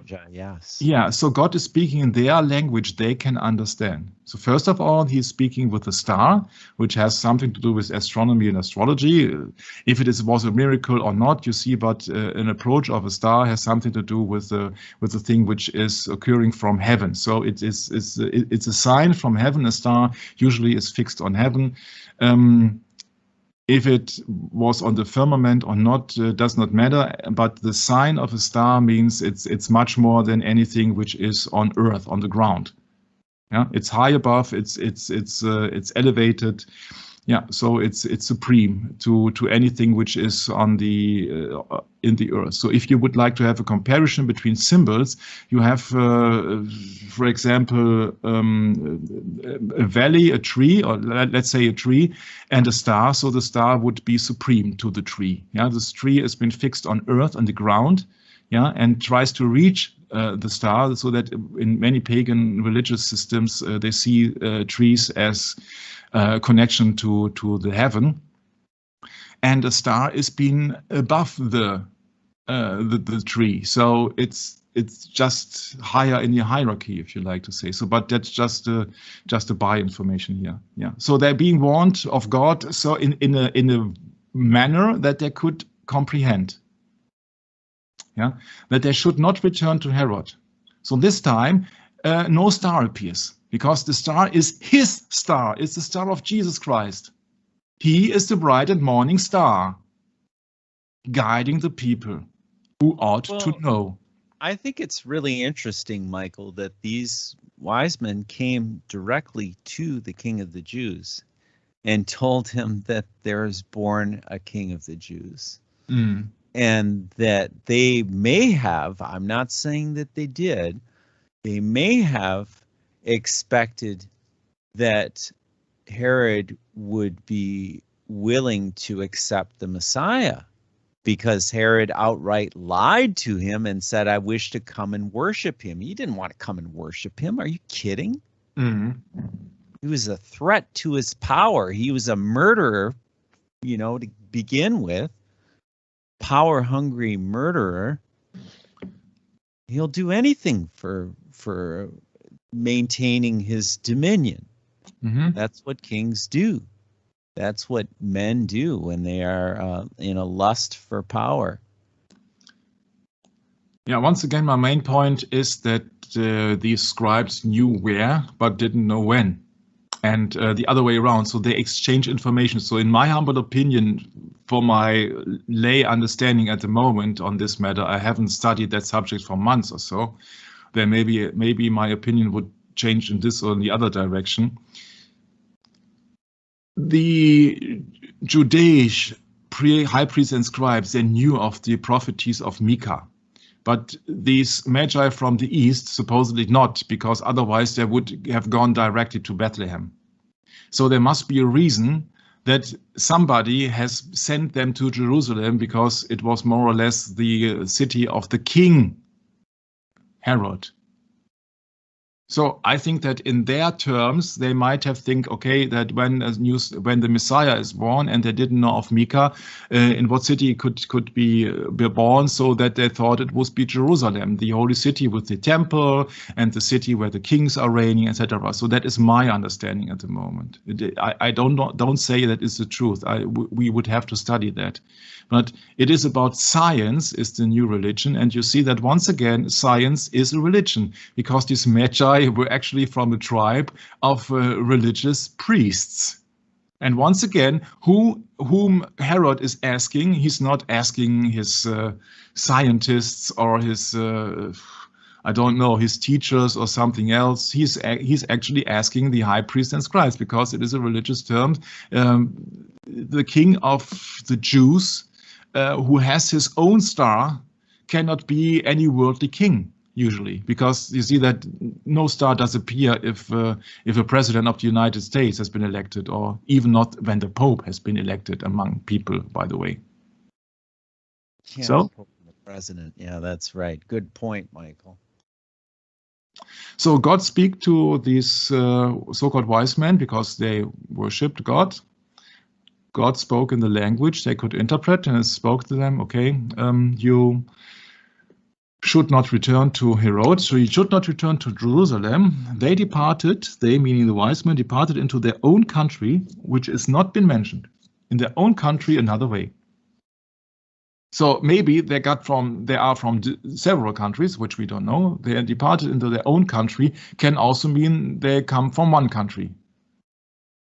But they departed into their own country could also mean they were coming from several tribes, for example. Well, Michael, I just wanted to clear something up with you. I still don't understand how you can see that there was an exchange between the wise men and Herod, because Herod consulted privily in verse 7 and called the wise men, inquired them diligently what time the star appeared. So it was Herod that consulted. He consulted the wise men. Now, which wise men? Is he speaking of the wise men of the East? Yeah, he inquired. He is. Okay. So he asked them. Now I understand. Okay, now I see your point of view. I was so confused there. So this is an exchange of information. So yes, Herod knew, because of his Jewish high priests and scribes, where the location of the birth would have taken place. That is Jerusalem, according to Micah 5:2. But apparently these magi from the east didn't know the location, because first of all they only saw the star, but therefore they knew the time of the birth, because the star appears. You know that's why you know the term, you know the term a star is rising. Yes. Yeah, so something is happening big time. And so they exchange the information. Herod then knew when the star has appeared. We do not know it because it has not been mentioned in Matthew. We do not know the exact time in between the star has appeared in the east and the time when the three magi were in front of Herod. We do not know the time, but we know that the magi did not know the location, because otherwise they would not gone to Jerusalem. They would directly go to Bethlehem, and therefore they did not need a star. If they are in the belief of the Bible, except Micah's prophecy, they knew that the baby would be born. For example, the prophet Isaiah, they would know that the prophet would be born of a virgin, or at least they would know that they were the anointed Emmanuel. He is like God. Emmanuel, please consider the last two letters, El, which means something of divine nature. Like Elohim, like Gabriel, like Michael. So they knew when the event had happened, but they didn't know the location. Therefore, they asked in their understanding, or maybe they got the order to inform Herod. We do not know what additional information the Magi got on their journey. Yeah? So there must be... They are men of knowledge. They knew that it is the birth of a king, of the King of Kings in that term. So that means that they wanted to bow down and worship. But it means also that we do not know how educated these magi were in the Bible. We know that these are the few men who correctly have interpreted the sign of God. I think we can agree on the term that it was not a natural occurrence, the star which appeared in the east, because everything which is in heaven or in the stars, the planets, etc., has been created by Jesus Christ in the first place. So we are talking not about the concept of evolution here, which is totally wrong for many reasons. We will go into that quite later on. But we do not know what else for a talent and a profession these magi had.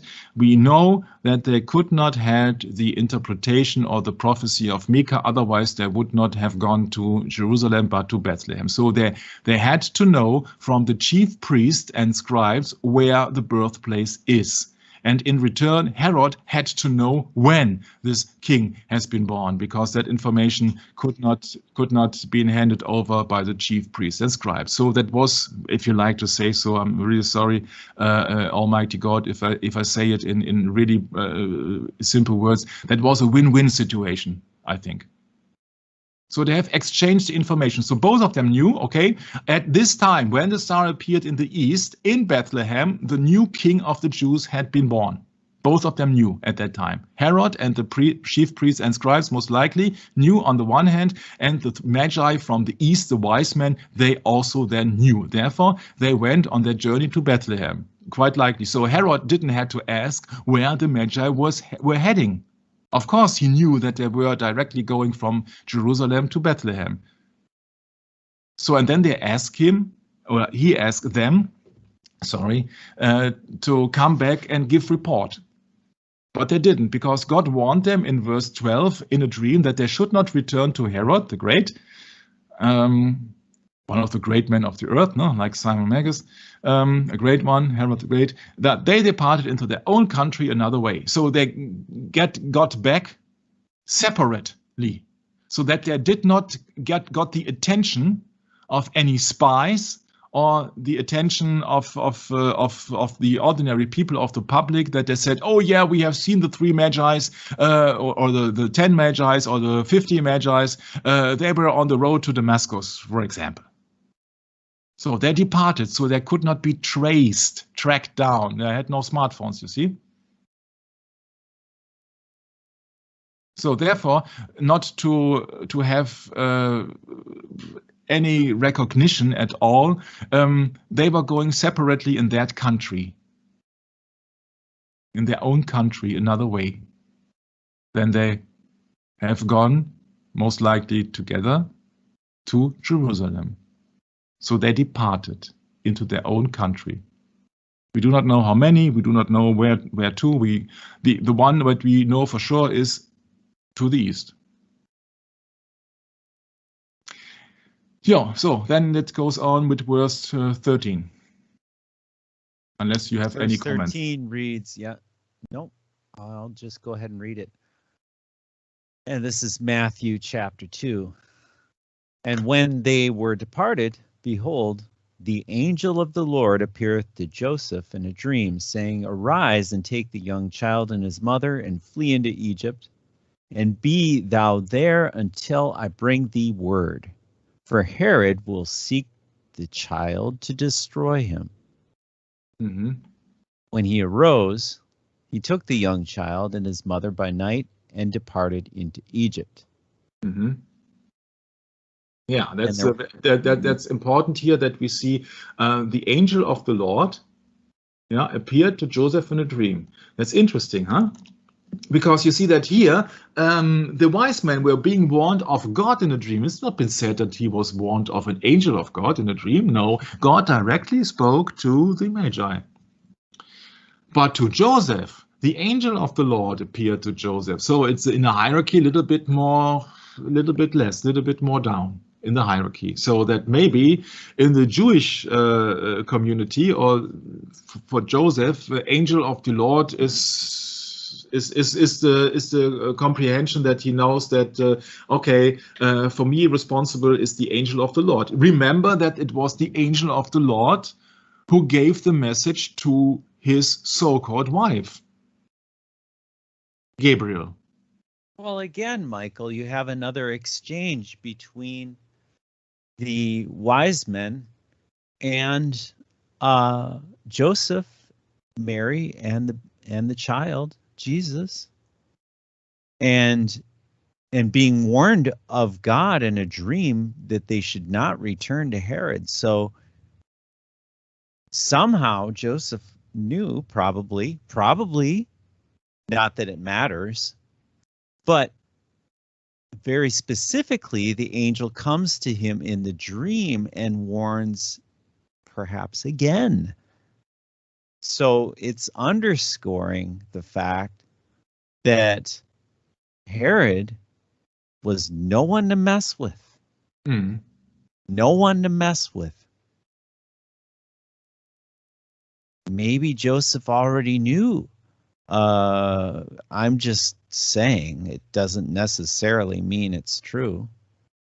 But maybe Joseph already knew the story, what the wise men from the east had to say about Herod. Maybe. Yeah, Maybe but not. for me, I see the similarity in the approach that it is the angel of the Lord. He appeared to Joseph in a dream, and he appeared to Mary. Yeah, you see, I bring message from I don't know yet what That's is it. true about the coming of Yeah. the pregnancy Yeah, correct. of Mary. Yeah. Mhm. So you see that it is every time for certain people it is a different approach. It is the angel of the Lord in a dream, and for the Magi's it was his star. Everything related to the birth of Christ only is his star. When they have seen Jesus afterwards, they knew they have seen him and they have already worshipped him. So it was not necessary to use any star because they have seen the star. They have seen the star from the east, and then the star went with them to Bethlehem and it stood over the young child, and then the star most likely disappeared because they have seen God. They did not only see the baby Jesus, they did see God.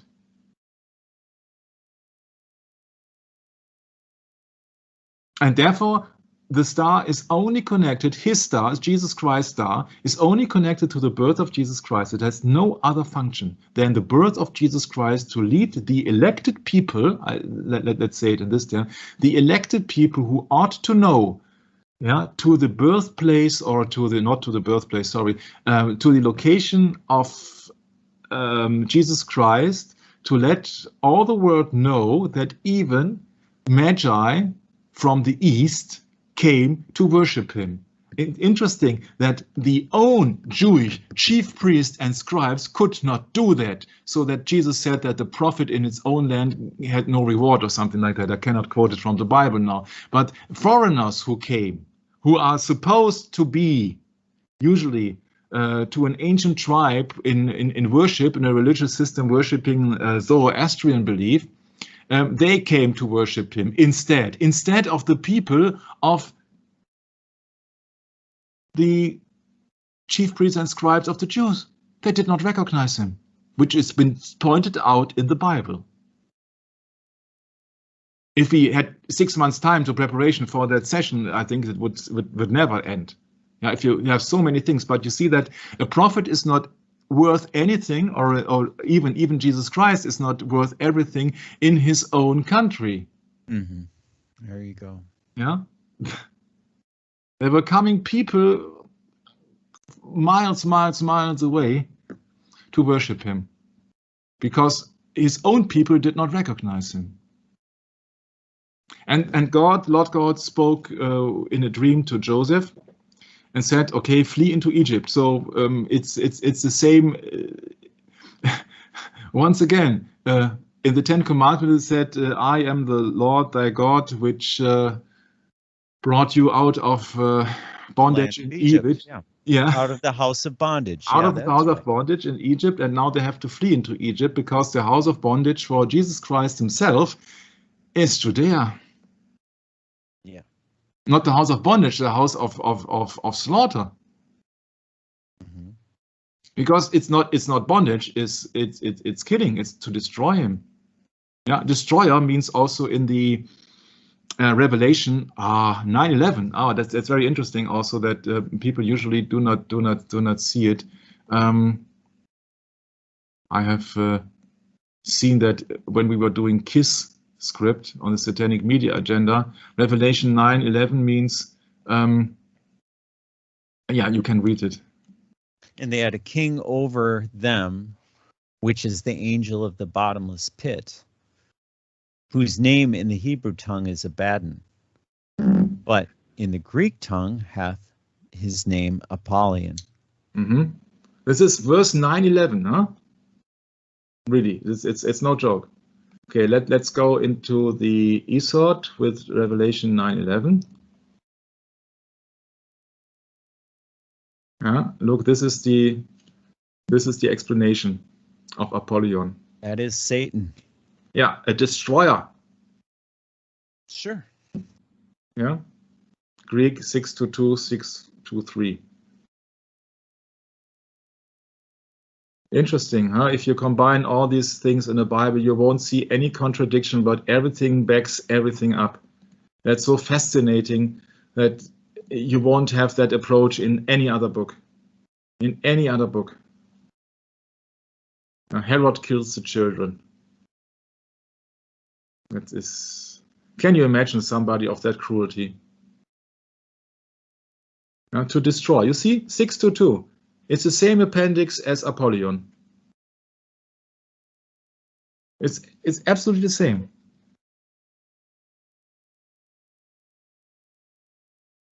It's so fascinating to look into biblical history. So it is to destroy him. Yeah. So when Joseph arose, he took the young child and his mother, verse 14, took the young child and his mother by night and departed into Egypt. And there was until death of Herod, and was there until the death of Herod, that it might be fulfilled, which was spoken of the Lord by the prophet, saying, out of Egypt have I called my son. Mm-hmm. That's Yep. Hosea Then we have 11. Hosea chapter 11, verse 1, which says, when Israel was a child, then I loved him and called my son out of Egypt. Mm-hmm. Interesting, huh? The chief priests and scribes did not tell Herod of this Egypt thing. So you see that God is always in control, and he reveals to the people what he is about to reveal, what he will reveal. Well, it's simple, Michael. The chief priests and scribes are deceived. Yeah. They're following a different doctrine than Christ's doctrine. Mm-hmm. Actually, they were also interested to keep their positions, I think. You see that if you has established a prolific position and a social status, it's not likely that you give it up. Oh, that's right. It hasn't changed. Either you serve God or mammon, right? Yeah, it hasn't changed for 2,000 years. No, it hasn't changed. Also, there would be another explanation of the star, which is a little bit more far-fetched, so I didn't want to stretch it, but you see that in Revelation 12, verse 4, it has been mentioned that Satan drew the third part of the stars of heaven. And if we look upon in the Isod, the stars of heaven G792. Yeah, it's the same appendix 792. Same one. Yeah. Yeah, same one, the stars of heaven. But it is not mentioned the stars of heaven in the Matthew chapter 2, but the star in the east.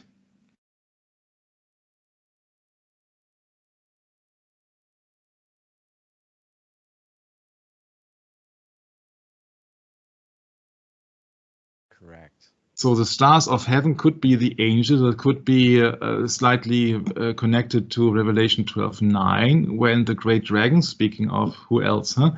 That old serpent called the devil and Satan, which deceived the whole world, he was cast out into the earth, and his angels were cast out with him. Yeah, now angelos, messengers, an angel.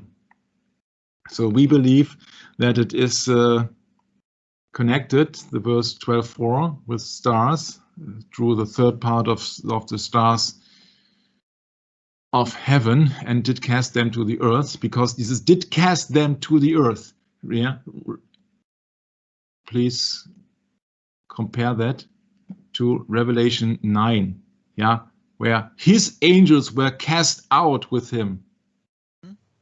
Yeah, so it is very interesting that they use almost the same sentence. This time his angel. So many people believe that stars are angels, and also we have talked about it extensively in our satanic media agenda. So that's the reason why we do not go extensively into this theory that the star in the east which appeared could also be the appearance of an angel.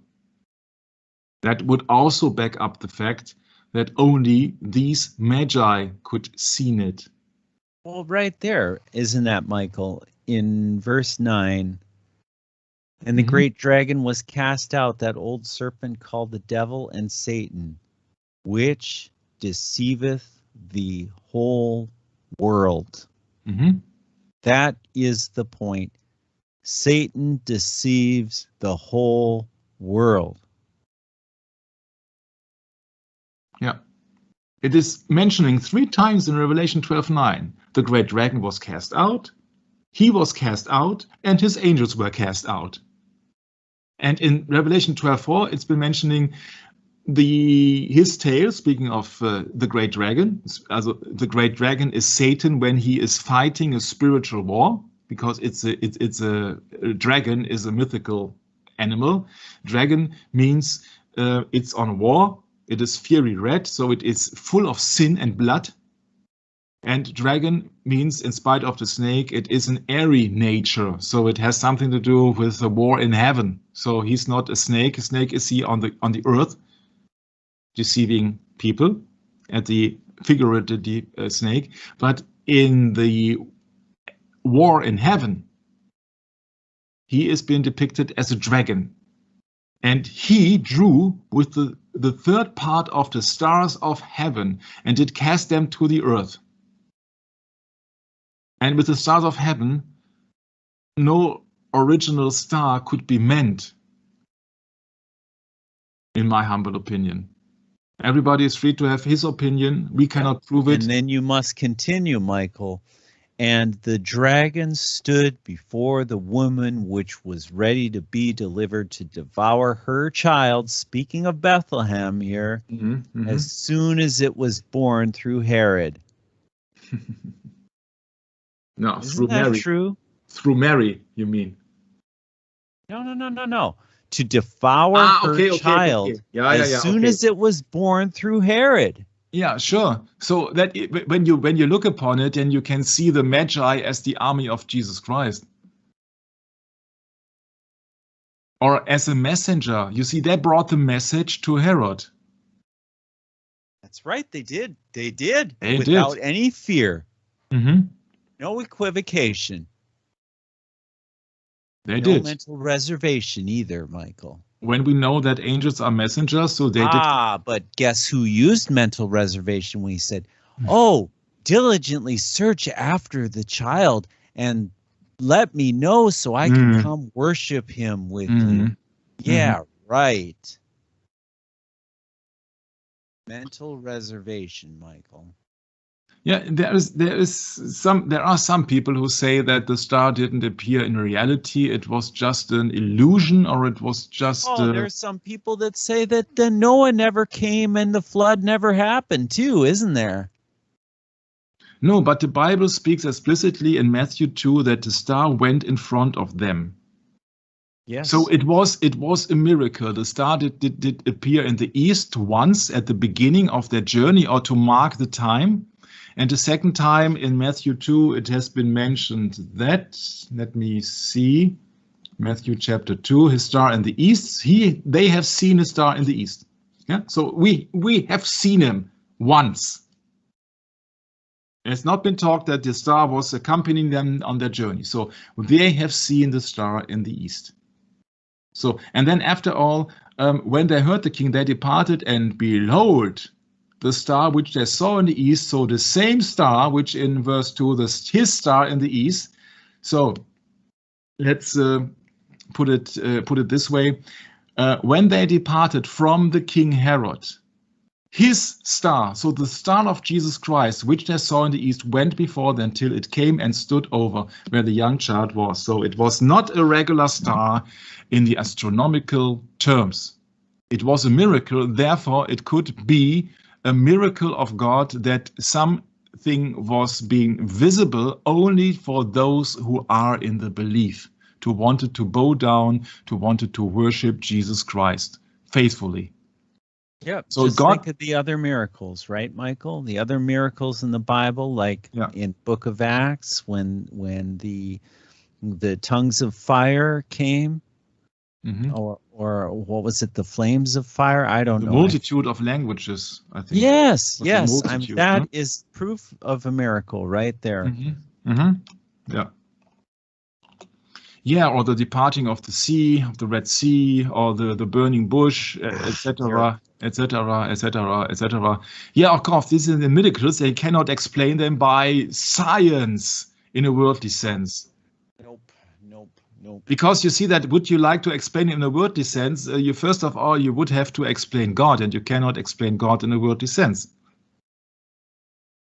You cannot explain something of eternity in this strange science system we are living, which absolutely yeah, it's like trying to explain the Godhead, Michael. It's way beyond us. We could never do it. Never, ever even try. Why should we even try? Not only that, you see, it is far worse. They negate God. They deny God. Yeah, that's right. Therefore, they can never come to the truth. Yeah, that's right. Because they have the wrong roots. Yeah, they are deceived. So they must come to the wrong conclusions. That's the big thing. That's also what sets these magi apart from the regular Oriental scientist. Yeah, where they ought to know what happens, what the meaning is of a star rising in the east, other when somebody with real biblical knowledge would have told them. We do not know if it was Daniel who was in captivity in Babylon. It is highly likely, but we have no proof. It could also be that these magi have also dreamt the interpretation. We do not know. It has not been said on what kind of purpose they started the journey. They saw the star in the east, but where did they had the right comprehension of the fact? We do not know. So are there many questions here, but I hope we have cleared out the things which are impossible, so that it was a regular astronomical happening in the sky which occurs every so and so years or so. You cannot explain that, because that was not only a star but his star, and this star was not only in the east, but it was going before only the so-called wise men. You cannot explain it with this science which we are learning, which is wrong science. It's just worldly science. It is science so-called, because it violates everything on which foundation the entire world and entire mankind has been founded. If you start at the wrong location, then you can imagine you're in a labyrinth. Yeah, and you can't find any exit or any clues. Everything sounds reasonable, but you have the fallible explanations of man, and this is the Bible. This is the Word of God, and you see that it is not contradicting itself. It is additional information in each chapter who backs it up. The Bible does not contradict itself. It confirms itself. It confirms itself. Yes. So the star was a miracle. And the star could also be an angel in the form of a star. That could be one possible explanation. I'm not saying it is the correct information. It is not me who can say it for sure, but I can say for sure that every worldly explanation of that occurrence of a star could not be a meteor, a conjunction, a planet, something like this, cannot happen, because it contradicts Scripture. And Scripture in itself is absolutely logical. And you see that it's the holy book of God. And if you don't believe in God, you will never come to the truth. The truth is Jesus Christ. That's so simple. But people are trying to deceive us, to confuse us with big words. That is called, they blinded us with science. Okay, so then we get to verse 16 of Matthew 2. And verse 16 reads, Then Herod, when he saw that he was mocked of the wise men, was exceeding wroth, and set forth and slew all the children that were in Bethlehem. There we go, Michael. Mm-hmm. There we go. That is very wicked.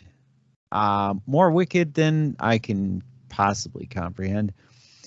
And then it continues, and in all the coasts thereof, not only in Bethlehem, Mm-hmm.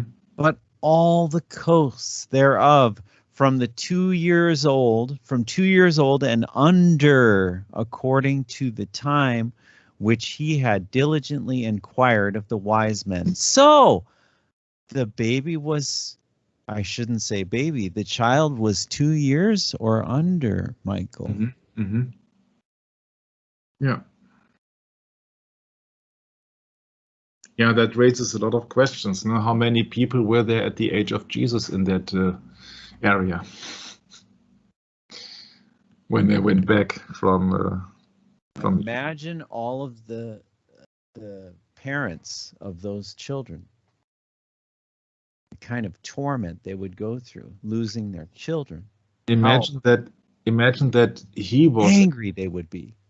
Yeah, imagine that Herod the Great, so to speak, was having his position due to the emperor in Rome. So that's a point. So that he was having Roman, making Roman policy. Oh yeah, right, true. So once again, it was Herod the Great as a, well, how to say it? Stellvertreter, I have to look it up. Stellvertreter, English.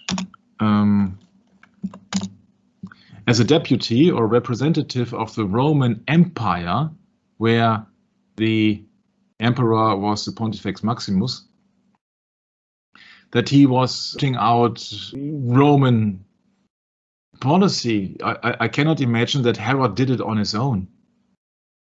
I think that for this big murder, I think he would have the agreement of Rome. And nothing changed 30 years later, 30 plus years later, when Jesus Christ was crucified, you see? The chief priests and scribes, they accused him, but at least the Romans crucified him. He was just a tool in the hands of Rome. He was not only unpopular, he was a known murderer. Before. So Michael, the beginning of verse 16 states, when he saw, speaking of Herod, that he was mocked of the wise men because they never came back. Right? Yeah. They never came and said, okay, Herod, come and worship the King of the Jews with us now. No, they never did. He was mocked. He put his trust in them, Michael. As king, he put his trust in the wise men of the East that they would come and get him. He was supposed to be doing his service to the king, you see? The wise men. And they didn't. No. So he took it out on the children?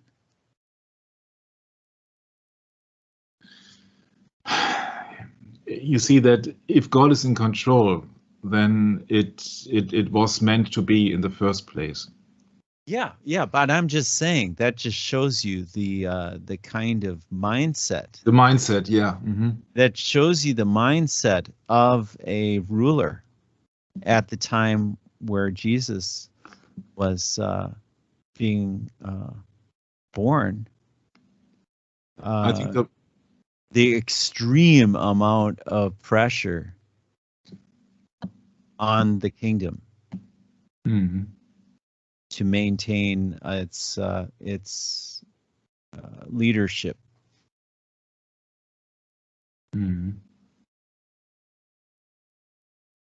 Yeah, so what is left from the legend is that these people were really wise.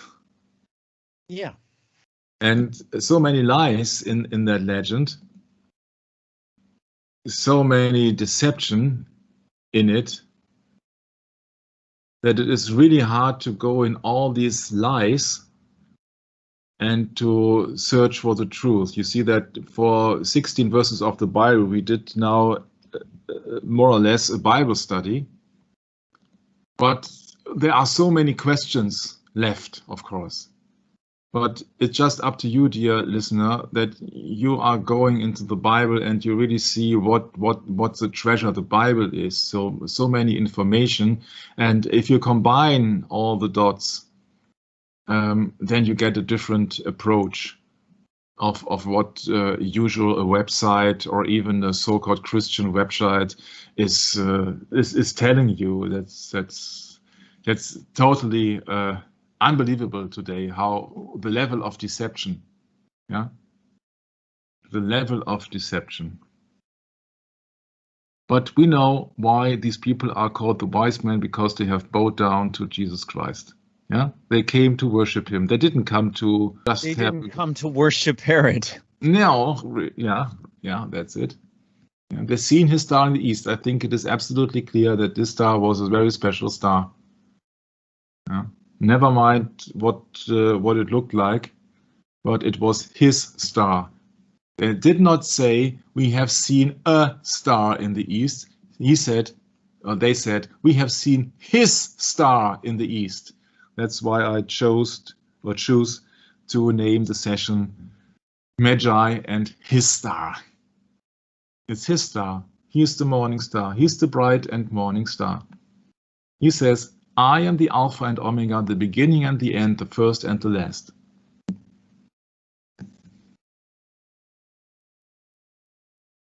And this is the very last chapter of the Bible.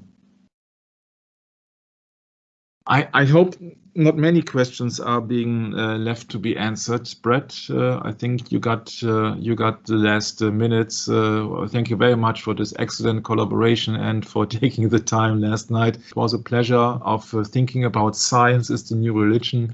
You see that the real science means the real knowledge, the real fear of the God, according to Proverbs 9, is only been meant for decent amount of people, so the so-called real magi, the man with wisdom, who could see the star. But many people who are in worldly science, the astronomers, the professors, the general high priests and scribes, they could not do it. They did not get the information from God. They did not see his stars. There were just a few chosen ones. So what do you think of reading the absolute last verses of the Bible from 13 to 21, where it has been mentioned who Jesus Christ is and that he is the morning star? And then I leave it to you how you would like to close down the session, Brett. Thank you very much for listening, dear listener. And I hope to see you next time in the next session of Is Science the New Religion? God bless and Maranatha. Yes, Michael, these verses read, I am the Alpha and the Omega, the beginning and the end, the first and the last. Blessed are they that do his Or shall we, sorry to interrupt, shall we do the entire chapter? Sure, of course. Revelation chapter 22, verse 1 reads, and he showed me a pure river of water of life,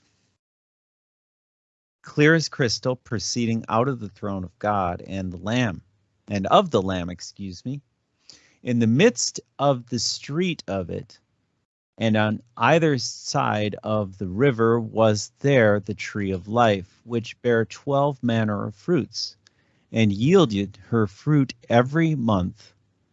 And the leaves were there, in the leaves of the tree were for the healing of the nations. And there shall be no more curse, but the throne of God and of the Lamb shall be in it, and his servants shall serve him. And they shall see his face, and his name shall bear in their foreheads. And there shall be no night there, and they need no candle, neither light or of the sun, for the God giveth them light, for they shall reign forever and ever. And he said unto me, These sayings are faithful and true.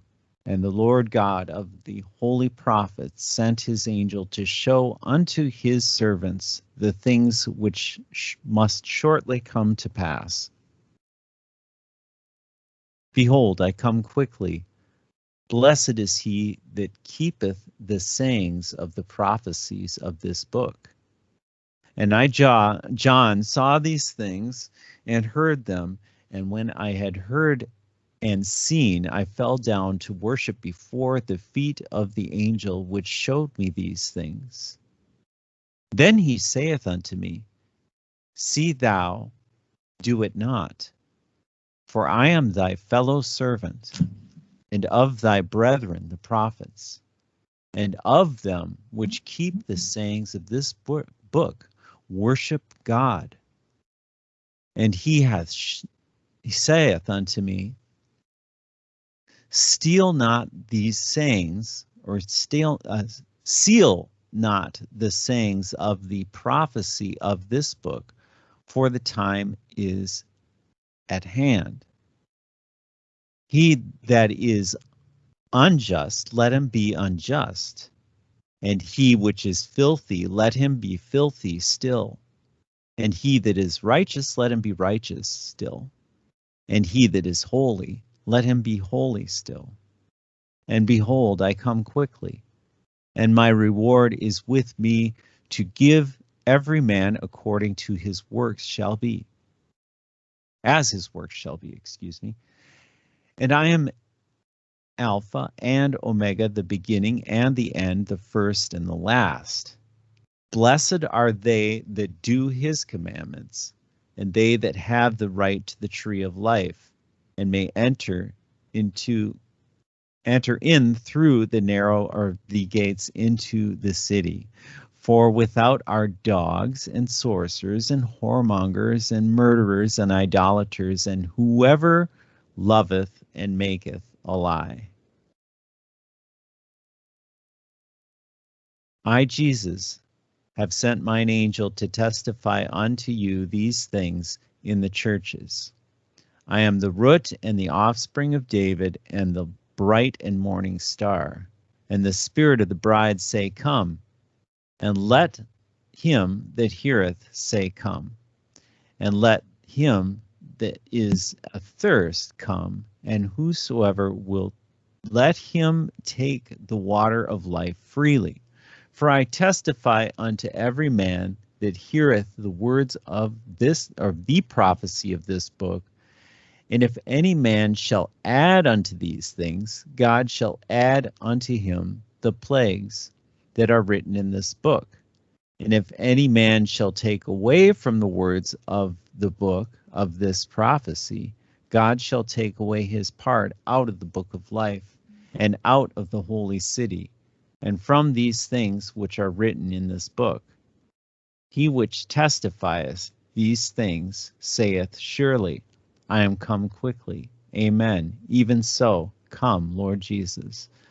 The grace of our Lord Jesus Christ be with you all. Amen.